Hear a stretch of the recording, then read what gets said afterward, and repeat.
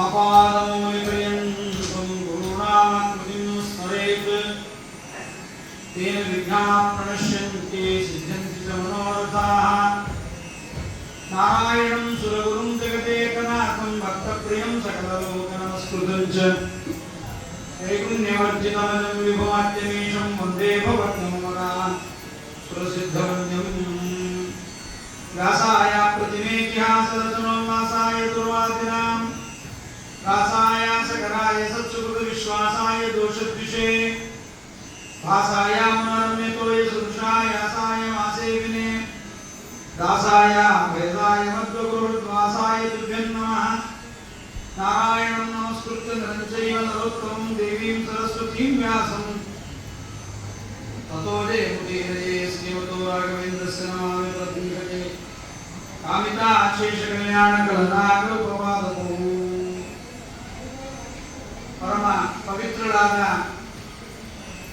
ಗಂಗಾದೇವಿಯ ಮಗನಾದ ಭೀಷ್ಮಾಚಾರ್ಯ ಅತ್ಯಂತ ಪಿತೃಭಕ್ತಿ ಪರಾಯಣನಾಗಿರತಕ್ಕಂತಹ ವ್ಯಕ್ತಿ ತಾನು ಪರಮ ಶ್ರೇಷ್ಠವಾದ ಶ್ರಾದ್ದವನ್ನು ಮಾಡುತ್ತಾ ಇದ್ದಾನೆ. ಶಂತನುವಿನ ಶ್ರಾದ್ದವನ್ನು. ಶ್ರಾದ್ದದ ಸಂದರ್ಭದಲ್ಲಿ ತಂದೆಯ ಕೈ ಭೂಮಿಯನ್ನು ಸೇರಿಕೊಂಡು ಮೇಲೆ ಬಂದದ್ದನ್ನು ನೋಡಿ ಪರಮಾಶ್ಚರ್ಯಕ್ಕೆ ಒಳಗಾಗಿದ್ದಾನೆ. ಮೇಲೆ ಬಂದ ಕೈಯಲ್ಲೇ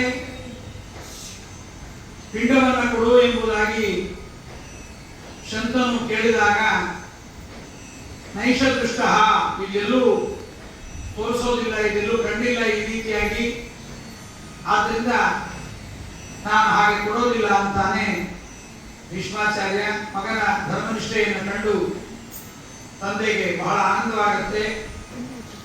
ತಂದೆ ಆತನಿಗೆ ವರವನ್ನು ಕೊಡ್ತಾನೆ. ಮತ್ತೆ ಪ್ರಭವಿತಾ ಮೃತ್ಯು ಯಾವಜ್ಜೀವಿತು ಇಚ್ಛತಿ, ನಿನಗೆ ನೀನು ಇಷ್ಟಪಡುವ ತನಕ ಮರಣ ಬರೋದಿಲ್ಲ ಅಂತ. ಏನೋ ನಮ್ಗೆ ತುಂಬಾ ಸಂತೋಷ ಆಗುತ್ತೆ ಇದನ್ನು ಕೇಳಿದಾಗ. ತುಂಬಾ ದಿವಸ ಇರಬಹುದಲ್ಲ ಅಂತ ತಂದೆ ವರವನ್ನು ಕೊಡ್ತಾನೆ. ಇಚ್ಛಾಮರಣಿ ಆಗು, ನೀನು ಇಷ್ಟಪಟ್ಟಾಗ ಮರಣ ಬರಬಹುದು ಅಂತ. ಇದೊಂದು ಕಾರಣ. ಮತ್ತೊಂದು ಕಾರಣ, ಭೀಷ್ಮನಿಗೆ 8 ಜನರ ಆಯುಷ್ಯ ಮೇಲೆ ಇತ್ತು. ಒಟ್ಟು 8 ಜನ ಸೇರಿ ಅನ್ಯಾಯವನ್ನು ಮಾಡಿದ್ರು. ವಸಿಷ್ಠರ ಮನೆಯಲ್ಲಿದ್ದ ಹಸುವನ್ನು ಕಳ್ಳತನ ಮಾಡುವ ಕಥೆ ಮುಂದೆ ಬರುತ್ತೆ. ಆ ಕಥೆಯಿಂದ ಇವರಿಗೆ ಭೀಷ್ಮನಿಗೆ ಇವನು ದಿನಾಮಕ ವಸು. 7 ಜನರ ಮರಣದ ದುಃಖ, 7 ಜನರ ಪ್ರಸವದ ದುಃಖ, ಆಯುಷ್ಯ, ಆರೋಗ್ಯ, ಬುದ್ಧಿ, ಜ್ಞಾನ, ಫಲ ಎಲ್ಲವನ್ನು ಒಬ್ಬರಿಗೆ ತುಂಬಿಸಿಕೊಂಡಿದ್ದಾರೆ. ಅಂತಹ ಭೀಷ್ಮ ಯಾವಜ್ಜೀವಿತ ವಿಚ್ಛಿಸಿ, ಎಲ್ಲಿ ತನಕ ಇಷ್ಟಪಡ್ತೀವೋ ಅಲ್ಲಿ ತನಕ ಇರು ಅಂತ. ಆದ್ರೆ ಭೀಷ್ಮ ಜಾಸ್ತಿ ದಿವಸ ಇರಲಿಲ್ಲ. ಸಾಮಾನ್ಯವಾಗಿ ಪುರಾಣಗಳಲ್ಲಿ ಒಂದು ಕಡೆ ಬರುತ್ತೆ, ಬಹಳ ದಿವಸ ಬದುಕಿದವರಿಗೆ ಏನ್ ಲಾಭ ಏನ್ ಲಾಸು ಅಂತ. ತುಂಬಾ ದಿವಸ ಬದುಕಿರ್ತಾರೆ, ಬಹಳ ದಿವಸ ಬದುಕಿರೋಣ, ಆಕಲ್ಪಾಂತ ಜೀವನ ಅಂತ. ಕಲ್ಪಕಲ್ಪಗಳ ಪರ್ಯಂತವಾಗಿರ್ತಾರೆ. ಅವರೆಲ್ಲ ಒಂದು ಸಂಘ ಮಾಡಿಕೊಂಡಿದ್ದಂತೆ, ಕಲ್ಪಜೀವಿಗಳ ಸಂಘ. ಅಲ್ಲಿ ಅಶ್ವತ್ಥಾಮ, ಬಲಿ, ವ್ಯಾಸ, ಹನುಮಾನ್, ಭೀಷಣ, ಕೃಪಾ, ಪರಶುರಾಮ ಇಂಥವರೆಲ್ಲ, ಇನ್ನು ಮಾರ್ಕಂಡೇಯ, ಅವರೆಲ್ಲ ಒಂದು ಗ್ರೂಪ್ ಮಾಡಿಕೊಂಡು ಸಂಘ ಮಾಡಿಕೊಂಡು ಎಲ್ಲ ಒಂದು ಆ ಸಂಘದಲ್ಲಿ ಅವರೆಲ್ಲ ಮಾತಾಡ್ತಾರೆ. ಏನ್ ನಮ್ಗೆ ಲಾಭ ಅಂದ್ರೆ, iPhone 17 ಬಂತು, iPhone 10 ಬರುತ್ತಾ, 12 ಬರುತ್ತಾ, ಎಲ್ಲ ಮಾಡೋದು ನೋಡ್ಬೋದು. ಏನೇನು ಬರುತ್ತೆ ಎಲ್ಲ ನೋಡಲಿಕ್ಕೆ ನಮ್ಗೆ ಅವಕಾಶ ಇದೆ. ಪ್ರಪಂಚದಲ್ಲಿ ಏನೇನಾಗುತ್ತೆ ಎಲ್ಲವೂ ನೋಡ್ತಾ ಇರಬಹುದು. ಇದು ದೊಡ್ಡ ಲಾಭ. ಇನ್ನೊಂದು ದೊಡ್ಡ ಆಸೆ ಅನ್ನೋದು, ನಮ್ಮವ್ರು ಯಾರು ಇರೋದೇ ಇಲ್ಲ. ನಮ್ಮವ್ರು ಯಾರು ಇರಲ್ಲ, ನಮ್ಮವರೆಲ್ಲ ಸತ್ತೋಗಿಬಿಡ್ತಾರೆ. ನಾವು ಬರೀ ಗೂಬೆಗಳ ತರ, ಹದ್ದುಗಳ ತರ ಇರಬೇಕು ಅಂತ. ಮತ್ತು ನಮ್ಮ ಆಹಾರ, ನಮ್ಮ ವಿಹಾರಗಳೆಲ್ಲ ವ್ಯತ್ಯಾಸ ಆಗಿಬಿಡುತ್ತೆ ಅಂತ. ಹೀಗೆ ಅನೇಕ ವಿಚಾರಗಳಿದೆ. ಹಾಗೆ ಭೀಷ್ಮಾಚಾರ್ಯ ಬಹಳ ದಿವಸ ಬದುಕಿರೋದಿಲ್ಲ. ಮೈಗೆ ಬಾಣ ಬಿಟ್ಟ ನಂತರದಲ್ಲಿ 58 ದಿವಸಗಳು ಇರ್ತಾನಷ್ಟೇ. ಅದು ಸುಮ್ಮನೆನಾ? ಸಣ್ಣದಾಗಿ ಒಂದು ಮೂಲವ್ಯಾಧಿ ಬಂದ್ರೆ ಇರ್ಲಿಕ್ಕಾಗ ಒದ್ದಾಡ್ತಾನೆ, ಹೀಗೆ ಕೊಡ್ಲಾರ ಹಾಕಿ ಕೊಡ್ಲಾರ ಒದ್ದಾಡ್ತಾ ಇರ್ತಾನೆ. ಅಂತದ್ದು ಮೈಯೆಲ್ಲ ಬಾಣ ಚುಚ್ಚಿಕೊಂಡು ಒದ್ದಾಡ್ತಾನೆ. ಮೈಯೆಲ್ಲ ಬಾಣ ಭೀಷ್ಮಾಚಾರ್ಯರಿಗೆ. ಆ ಬಾಣ ಚುಚ್ಚಿಕೊಂಡು ತಾನು ಬಹಳ ದುಃಖವನ್ನು ಪಡ್ತಾನೆ. ಹಾಗೆ ಭೀಷ್ಮಾಚಾರ್ಯರು ತತ್ವೋಭ್ಯನುಜ್ಞಾನ ಸಂಪ್ರಾಪ್ಯ ಮೃತ್ಯು ಪ್ರಭವಿತ ಅಥವಾ ನಿನ್ನ ಅಪ್ಪಣೆಯನ್ನು ಕೇಳೇ ಮೃತ್ಯು ಬರುತ್ತೆ ಅಂತ. ಹೀಗಾದ್ಮೇಲೆ ಶಂತನು ಆತನಿಗೆ ವರವನ್ನು ಕೊಡ್ತಾನೆ. ಈ ವರ ಮೊದಲು ಕೊಟ್ಟಿದ್ದ, ಅದನ್ನೇ ಪುನಃ ಉಚ್ಚಾರಣೆ ಮಾಡಿಬಿಡ್ತಾನೆ. ಇಂಥ ಭೀಷ್ಮ ಅಲ್ಲಿಗೆ ಬಂದಿದ್ದ ಶಂತನುವನ್ನೇ ಕೇಳ್ತಾನೆ, ಪ್ರಶ್ನೆಮಿಚ್ಛಾಮಿ ವೈ ಕಿಂಚಿತ್ ವ್ಯಾವೃತಂ ಭವತಾ ಸ್ವಯಂ. ನಾನು ನಿನ್ನಲ್ಲಿ ಒಂದು ಪ್ರಶ್ನೆ ಕೇಳಬೇಕು ಅಂತಿದ್ದೀನಿ ಅಂತ. ಯಾಕೆಂದ್ರೆ ನೀನು ಸತ್ತು ಬಹಳ ದಿವಸ ಆಗಿದೆ, ನಿನ್ನ ಅಪರಕ್ರಿಯೆ ಎಲ್ಲ ಮಾಡಿಬಿಟ್ಟಿದ್ದೀನಿ, ಈಗ ನೀನು ಮತ್ತೆ ಬಂದಿದ್ದೀಯ. ಶ್ರಾದ್ದದಲ್ಲಿ ನಾವು ಶ್ರಾದ್ದ ಮಾಡುವುದರಿಂದ ಬರುವ ಲಾಭ ಏನು, ಬಿಟ್ಟರೆ ಲಾಸ್ ಏನು? ನಾವು ಮಾಡಿದ ಶ್ರಾದ್ದ ಯಾರಿಗೆ ಸೇರುತ್ತೆ? ಅವರು ಅದೇ ಯೋನಿಯಲ್ಲಿ ಇರ್ತಾರ? ನಾವು ಕೊಟ್ಟ ಅನ್ನ ಎಲ್ಲ ಅವ್ರಿಗೆ ಹೋಗಿ ಹೇಗೆ ಸೇರುತ್ತೆ? ಇಲ್ಲಿ ಯಾರೋ ಬ್ರಾಹ್ಮಣ ತಿಂತಾನೆ, ಅಲ್ಲಿ ಅವ್ರಿಗೆ ಹೇಗೆ ಆಹಾರ? ಅವ್ರು ಯಾವ ಯೋನಿಯಲ್ಲಿ ಇರ್ತಾರೆ? ಪಶುಗಳಾಗಿರ್ತಾರ, ಪ್ರಾಣಿಗಳಾಗಿರ್ತಾರ, ಪಿಶಾಚ ರಾಕ್ಷಸರಾಗಿರ್ತಾರ, ಯಾರಾಗಿರ್ತಾರೆ? ಅದೆಲ್ಲವನ್ನ ಹೇಗೆ ನಾವು ಹಿಂದಕ್ಕೆಲ್ಲ ಪಾಲಿಗೆ ಹೋಗಿ ಬಂದವರೆಲ್ಲ ಕೇಳ್ತಿದ್ವಿ. ಅಲ್ಲಿ ನಮ್ಮವರಿಗೆ ಕೈಕಾಲು ಇರ್ತಾವ, ಅಲ್ಲೂ ಸೂರ್ಯ ಬರ್ತಾನ, ಚಂದ್ರ ಬರ್ತಾನ, ಕಾಗಿ ಕರ್ರಗೆ ಇರ್ತದ, ಕೆಂಪಿಗೆ ಇರ್ತದ ಅಂತೆಲ್ಲ ಪ್ರಶ್ನೆಗಳನ್ನ ಕೇಳ್ತಾ ಇದ್ವಿ ನಾವು. ಈಗೆಲ್ಲ ಅಭ್ಯಾಸ ಆಗೋಗಿದೆಲ್ಲ ಮೊಬೈಲಲ್ಲಿ ನಿಮಿಷಕ್ಕೆ 10 ಸರಿ ತೋರಿಸ್ತಾ ಇರ್ತಾರೆ. ಹಾಗಾಗಿ ಅವರನ್ನ ಕೇಳ್ತಾನೆ, ಪ್ರಶ್ನೆಮಿಚ್ಛಾಮಿ ವೈ ಕಿಂಚಿತ್ ವ್ಯಾವೃತಂ ಭವತಾ ಸ್ವಯಂ ಸಮಾಮುವಾಚ ಧರ್ಮಾತ್ಮ. ಹೀಗೆ ಭೀಷ್ಮ ಕೇಳಿದಾಗ ತಂದೆ ಹೇಳ್ತಾನೆ ಅನೇಕ ವಿಚಾರಗಳನ್ನ. ಶ್ರಾದ್ದ ಅಂದ್ರೆ ಏನು, ಅದನ್ನು ಮಾಡಬೇಕು ಯಾಕೆ ಎಂಬುದನ್ನಾಗಿ ಹೇಳಿದಾಗ ಅವರನ್ನು ಶ್ರಾದ್ದೈ ಪ್ರೀಣಾತಿ ಪಿತॄನ್ ಸಾ ಸರ್ವೇ ಕಾಮಫಲೈಸ್ತ್ಯಃ. ಪಿತೃಗಳಿಗೆ ಇಷ್ಟವಾದ ಪದಾರ್ಥಗಳನ್ನು ಯಾರು ದಾನ ಮಾಡ್ತಾರೆ ಅವರೆಲ್ಲರೂ ಕೂಡ ಪಿತರೋ ಧರ್ಮಕಾಮಸ್ಯ ಪ್ರಜಾಕಾಮಸ್ಯ ಚ ಪ್ರಜಾ. ಅನೇಕ ಮನೆಗಳಲ್ಲಿ ಪ್ರವಚನ ಮಾಡುವಾಗ ಹರಿವಂಶ ಮಕ್ಕಳಾಗಬೇಕಾದರೆ ಸತ್ಸಂತಾನ ಆಗಬೇಕು, ಕೇಳಬೇಕು ಅಂತ ಹೇಳ್ತಾರೆ. ಹೇಳಿದ ಮೊದಲನೇ ದಿವಸನೇ ಶ್ರಾದ್ದದ ವಿಚಾರ ಬಂದ್ಬಿಡುತ್ತೆ. ಪ್ರವಚನ ಆದ್ಮೇಲೆ ಕೇಳ್ತಾರೆ, ಆಚಾರ್ಯ ಇದೇನು ಅಪಶೇಪ, ಅವೆಲ್ಲ ಅಪಶೇಪ, ಶ್ರಾದ್ದದ ವಿಚಾರ ಮಾತಾಡಿದ್ರೆ ಇದೇನಾಚಾರ್ಯ ಶ್ರಾದ್ದದ ಬಗ್ಗೆ ಮಾತಾಡ್ತಿರ್ತಾರೆ. ಅನೇಕರಿಗೆ ಗೊತ್ತಿಲ್ಲ, ಪಿತೃಗಳ ಅನುಗ್ರಹದಿಂದಲೇ ಮಕ್ಕಳು ಹುಟ್ಟುವುದು. ಅನೇಕರಿಗೆ ಅದು ಗೊತ್ತಿಲ್ಲ. ಆ ಪಿತೃಗಳ ಬಗ್ಗೆ ಸರಿಯಾಗಿ ತಿಳಿದು ನಾವು ನಮಸ್ಕಾರ ಮಾಡಿದ್ರೆ ನಮ್ಮ ಅನುಗ್ರಹವನ್ನು ಮಾಡ್ತಾರೆ. ಅದಕ್ಕೋಸ್ಕರವಾಗಿ ಹೇಳ್ತಾರೆ ಪಿತರೋ ಧರ್ಮಕಾಮಸ್ಯ. ಯಾರಾದ್ರೂ ಪುಣ್ಯ ಹೆಚ್ಚಾಗಬೇಕು ಅಂತಿದ್ರೆ ಶ್ರಾದ್ದ ಮಾಡಿದ್ರೆ ಪುಣ್ಯ ಹೆಚ್ಚು ಮಾಡಿ ಕೊಡ್ತಾರೆ. ಪ್ರಜಾಕಾಮಸ್ಯ ಚ ಪ್ರಜಾ, ಒಳ್ಳೆಯ ಮಕ್ಕಳಾಗಬೇಕು ಅಂದ್ರೆ ಮಕ್ಕಳನ್ನು ಕೊಡ್ತಾರೆ. ಪುಷ್ಟಿಕಾಮಸ್ಯ ಪುಷ್ಟಿಂಚ, ಜೀವನದಲ್ಲಿ ಒಳ್ಳೆಯ ಮೇಲ್ಗಡೆ ಬರಬೇಕು, ನಾನು ಧನವಂತನಾಗಬೇಕು, ಕೀರ್ತಿವಂತನಾಗಬೇಕು, ಒಳ್ಳೆ ರಾಜಕೀಯದಲ್ಲಿ ಮೇಲೆ ಬರಬೇಕು ಅಂತೆಲ್ಲ ಇಷ್ಟ ಇದ್ರೆ ಪುಷ್ಟಿಕಾಮಸ್ಯ ಪುಷ್ಟಿಂಚ ಪ್ರೇಕ್ಷಂತ ಯುಧಿಷ್ಠಿರ. ಹೀಗೆಲ್ಲ ಹೇಳ್ಕೊಂಡು ಬಂದ ಮೇಲೆ ಆ ಧರ್ಮರಾಜ ಕೇಳ್ತಾನೆ ಭೀಷ್ಮಾಚಾರ್ಯನ, ಪಿತೃಗಳೆಲ್ಲ ಸ್ವರ್ಗದಲ್ಲಿರ್ತಾರೆ, ನರಕದಲ್ಲಿರ್ತಾರೆ, ಇಲ್ಲೇ ಇರ್ತಾರೆ ಅಂತ ನಮ್ಗೆ ಗೊತ್ತೋದಿಲ್ಲ, ನಾವಿಲ್ಲಿ ಕೊಟ್ಟದ್ದು ಹೇಗೆ ಹೋಗ್ತಾರೆ ಗೊತ್ತವರಿಗೆ ಅಂತಂದಾಗ ಶ್ರಾದ್ದಾನಿ ಸೇವೆ ಕೊಡುವಂತಿ ಫಲಕಾಮ ಸದಾನರ. ನಾವು ನೋಡಿದ್ರೆ ಎಲ್ಲರೂ ಶ್ರಾದ್ದ ಮಾಡುವುದನ್ನು ನೋಡಿದ್ದೇವೆ. ಪಿತೃಗಳ ಹೆಸರನ್ನು ಹೇಳ್ತಾರೆ, ಗೋತ್ರೋಚ್ಚಾರಣೆ ಮಾಡ್ತಾರೆ, 3 ಪಿಂಡಗಳನ್ನು ಇಡ್ತಾರೆ. ಆ ಪಿತೃಗಳಿಗೆ ಅದು ಹೋಗಿ ಹೇಗೆ ಸೇರುತ್ತೆ? ಅದಕ್ಕೆ ಕರುವನ್ನ ದೊಡ್ಡ ಹಸುಗಳ ಮಂದೆಯಲ್ಲಿ ಬಿಟ್ಟರೆ ತನ್ನ ತಾಯಿಯ ಬಳಿಗೆ ಅದು ಹೋಗುತ್ತೆ.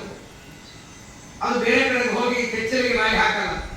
ಹೇಗೋ ಹಾಗೆ ನಾವು ಕೊಟ್ಟ ಶ್ರಾದ್ದವನ್ನ ಇಲ್ಲಿ ಊಟ ಮಾಡಿದ ಬ್ರಾಹ್ಮಣರು ತಗೊಂಡು ಹೋಗಲ್ಲ. ನಾವು ಯಾರಿಗೋ ಬ್ರಾಹ್ಮಣರಿಗೆ ಬಂಗಾರ ದಾನ ಕೊಡ್ತೀವಿ, ಬೆಳ್ಳಿ ದಾನ ಕೊಡ್ತೀವಿ, ಊಟ ಹಾಕ್ತೀವಿ, ಇನ್ನೇನೋ ವಸ್ತ್ರ ದಾನ ಕೊಡ್ತೇವೆ, ನಾನಾ ದಾನಗಳನ್ನು ಕೊಡ್ತೇವೆ. ಆ ದಾನಗಳ ಪುಣ್ಯವನ್ನ ಅವರೊಳಗಿರುವ ಭಗವಂತನಿಗೆ ಶ್ರಾದ್ದ ಮಾಡುವಾಗ ಮಾಧ್ವರಲ್ಲಿ ವಿಶಿಷ್ಟವಾದ ಸಂಪ್ರದಾಯ. ಮಾತೃಂತರ್ಗತ, ಪಿತೃಂತರ್ಗತ, ಅನಿರುದ್ಧ ಪ್ರದ್ಯುಮ್ನ ಸಂಕರ್ಷಣ ವಾಸುದೇವಾತ್ಮಕ ಈ ಒಂದು ಅಂತರ್ಗತ ಭಗವಂತನ ಚಿಂತನೆ ಮಾಡಿ ನಾವು ಶ್ರಾದ್ದವನ್ನು ಮಾಡುವುದರಿಂದ ಮುಖ್ಯವಾಗಿ ಶ್ರಾದ್ದವನ್ನ ನಾವು ಸಂತೋಷಪಡಿಸುವುದು ಭಗವಂತನನ್ನೇ, ಈ ತಂದೆ ತಾಯಿಗಳನ್ನಲ್ಲ. ಅವ್ರಿಗೇನು ಗೊತ್ತಿಲ್ಲ ತಂದೆ ತಾಯಿಗಳಿಗೆ, ನಮಗೂ ಗೊತ್ತಿಲ್ಲ ಅವ್ರು ಎಲ್ಲಿದ್ದಾರೋ ಯಾರು ಹೋಗಿದ್ದಾರೋ ಗೊತ್ತಿಲ್ಲ, ಅವ್ರಿಗೆ ನಮ್ಮ ಮಕ್ಕಳು ಶ್ರಾದ್ದ ಮಾಡ್ತಾರೆ ಅಂತ ಗೊತ್ತಿಲ್ಲ. ಅದಕ್ಕೆ ಕೆಲವು ವೈದಿಕ ಬ್ರಾಹ್ಮಣರ ಮನೆಯಲ್ಲಿ ಊಟ ಲೇಟ್ ಆದ್ರೆ ಕಾಶಿ ಮಾತಾಡ್ತಿರ್ತಾರೆ, ಮಕ್ಕಳು ಶ್ರಾದ್ದ ಲೇಟ ಮಾಡ್ಯಾರ ಅಂತ, ಅದಕ್ಕೆ ಊಟ ಲೇಟ್ ಆಗಿದೆ ಅಂತ. ಹಾಗಾಗಿ ಅದೆಲ್ಲ ಯಾರು ಶ್ರಾದ್ದ ಯಾರು ಮಾಡ್ತಾರೆ, ಹೇಗೆ ಮಾಡ್ತಾರೆ, ಅದನ್ನು ಶ್ರಾದ್ದವನ್ನ ಕೊಂಡೊಯ್ದು ಕೊಡ್ತಕ್ಕಂಥವನು ಭಗವಂತ. ಅಂದ್ರೆ ಅರ್ಥ ಮಾಡಿಕೊಳ್ಬೇಕು, ಮಾತಾಪಿತೃಗಳ ಸೇವೆ ಅಂದ್ರೆ ಅದು ಒಳಗಿರ್ತಕ್ಕಂಥ ಭಗವಂತನ ಸೇವೆಯೇ ಹೊರತು. ಅದಕ್ಕೆ ನಮ್ಮಲ್ಲಿ ಹೇಳ್ತಾರೆ ಜೀವತೋ ವಾಕ್ಯಕರಣಾತ್ ಪ್ರತ್ಯರ್ಥಂ ಭೂರಿ ಭೋಜನಾತ್ ಗಯಾಯಾಂ ಪಿಂಡದಾನಾತ್ ತ್ರಿವಿರ್ ಭವತಿ ಪುತ್ರತ ಅಂತ. ಮಗ ಅಂತವನಿಗೆ ಯಾವಾಗ ಅಂತಾರೆ ಅಂದ್ರೆ ಬದುಕಿದಾಗ ತಂದೆ ತಾಯಿಗಳ ಮಾತನ್ನೇ ಕೇಳಬೇಕು. ಸತ್ತ ಮೇಲೆ ಕುಂಬಳಕಾಯಿ ಹಾಕಿದ ಪಿಂಡ ಇಟ್ಟು ಪ್ರಯೋಜನ ಇಲ್ಲ. ಜೀವತೋ ವಾಕ್ಯಕರಣಾತ್, ಬದುಕಿದ್ದಾಗ ಅವರ ಮಾತನ್ನು ಕೇಳಬೇಕು. ಅವರ ಮರಣಾಂತರದಲ್ಲಿ ಪ್ರತ್ಯರ್ಥಂ ಭೂರಿ ಭೋಜನಾತ್, ಪ್ರತಿ ಸಾಂವತ್ಸರಿಕ ಶ್ರಾದ್ದದಲ್ಲೂ ಬ್ರಾಹ್ಮಣರು ಕೊಡಿಸ್ಬೇಕು. ಇವಾಗ ಆಗಲ್ಲ, ಸುಮ್ಮನೆ ನಾವು ದೋಷ ಹೊಡೆದು ಸ್ಟಾರ್ಟ್ ಮಾಡ್ತೀವಿ. ಅದರಲ್ಲಿ ವಿಚಾರಗಳಿವೆ. ನಮ್ಮ ಈ ಕಡೆ ಉತ್ತರ ಕರ್ನಾಟಕದಲ್ಲೆಲ್ಲ ಬಹಳ ವಿಚಿತ್ರ ಅದು. ನೀವು 6 ತಿಂಗಳಾಗಿ ರಾತ್ರಿ ಕೊಡಬೇಕು ಕೂತು ಕೇಳ್ತಾರೆ.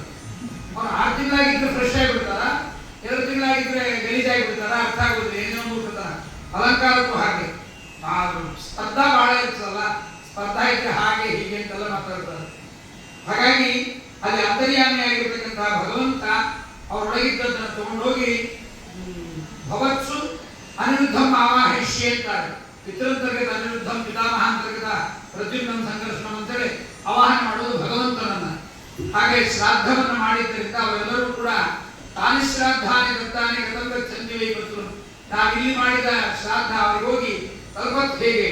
ದೇವಾದ್ಯ ಪಿತರೋನ್ಯಸ್ಮ ಚಾನ್ಯಜಾಮೋ ವಯಂ ಪುನಃ, ನಾವು ಯಾರನ್ನ ಆರಾಧನೆ ಮಾಡ್ತಾ ಇದ್ವಿ ಇದೆಲ್ಲವನ್ನು ಹೇಳಿದ್ದ ಯುಧಿಷ್ಠಿರ ಭೀಷ್ಮಾಚಾರ್ಯನ ಕೇಳ್ತಾನೆ.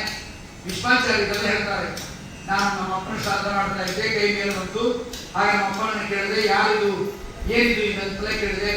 ಭೀಷ್ಮ ಕೇಳ್ತಾನೆ, ಶ್ರೀಯಂತೆ ಪಿತರೋ ದೇವ ದೇವಾನಾಮಪಿ ದೇವತಾ, ದೇವತೆಗಳಿಗೂ ದೇವತೆಗಳು ಪಿತೃದೇವತೆಗಳು, ದೇವಾಶ್ಚ ಪಿತರೋನ್ಯೇಚ ಕಾನ್ಯಧಾಮೋ ವಯಂ ಪುನಃ, ಇವರೆಲ್ಲ ಯಾರು ಯಾರನ್ನ ಆರಾಧನೆ ಮಾಡಬೇಕು ಅಂತ ಭೀಷ್ಮ ತಂದೆಯನ್ನು ಕೇಳಿದಾಗ ತಂದೆ ಹೇಳ್ತಾನೆ, ಶಂತನುರ್ವಾಚ ಆದಿದೇವ ಸುತಾಸ್ತಾತ ಪಿತರೋ ದಿವಿದೇವತಾ, ಬ್ರಹ್ಮದೇವರ ಮಕ್ಕಳು ಪಿತೃದೇವತೆಗಳು, ಅವರನ್ನ ದೇವತೆಗಳು, ಅಸುರರು, ಮಾನುಷರು, ಯಕ್ಷರು, ಗಂಧರ್ವರು, ಉರಗಗಳು, ಕಿನ್ನರರು, ಮೋಹನಗಳು ಇವರೆಲ್ಲರೂ ಕೂಡ ಅವರನ್ನ ಶ್ರಾದ್ದ ಮಾಡ್ತಾರೆ. ನಮ್ಮ ಬರೇ ಮಾನವರು ಮಾತ್ರವಲ್ಲ.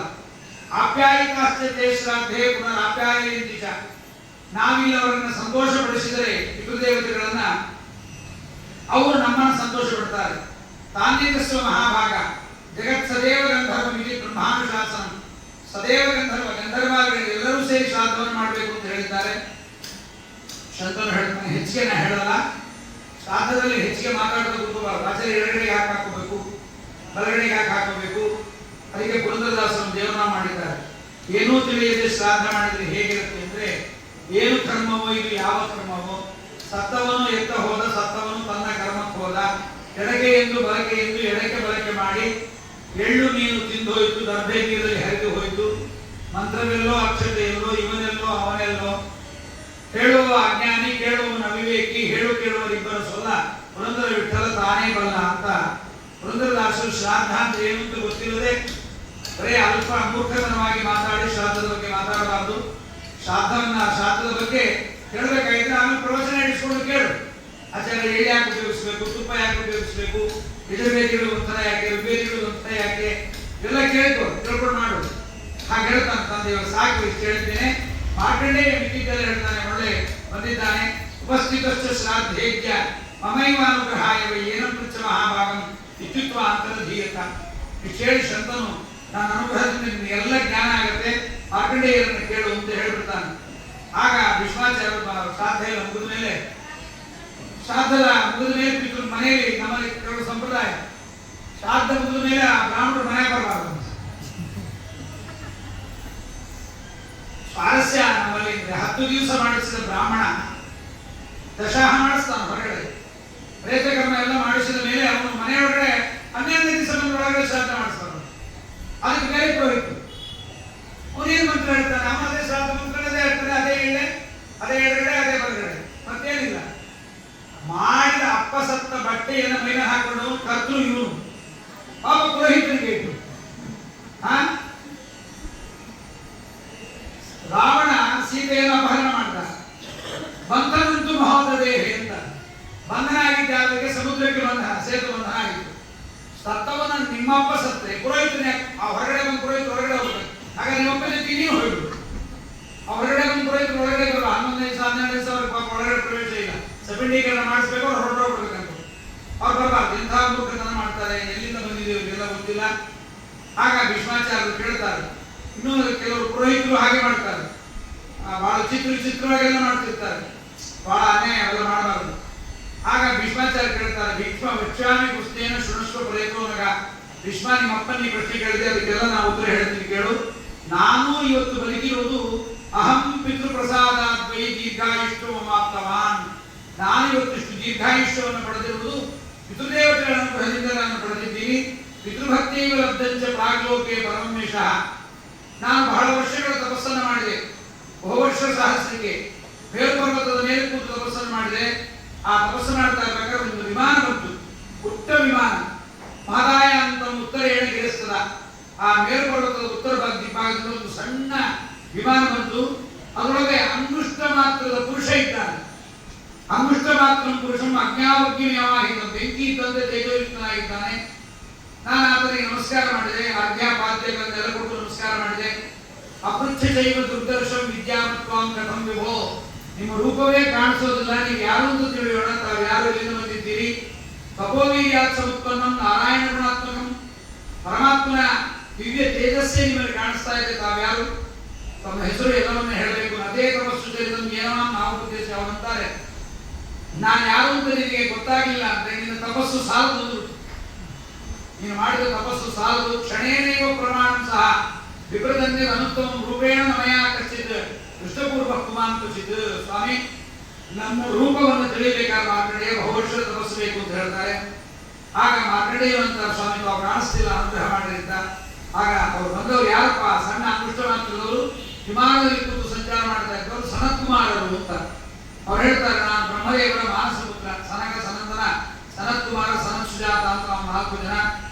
ತಪೋವಿಗೆ ಸಮುತ್ಪನ್ನಂ ನಾರಾಯಣ ಗುಣಾತ್ಮಕಂ, ಪರಮಾತ್ಮನ ಅನುಗ್ರಹದಿಂದ ಮತ್ತು ಬ್ರಹ್ಮದೇವರ ಅನುಗ್ರಹದಿಂದ ನಾವು ಅವತಾರವನ್ನು ಮಾಡಿದ್ದೀವಿ.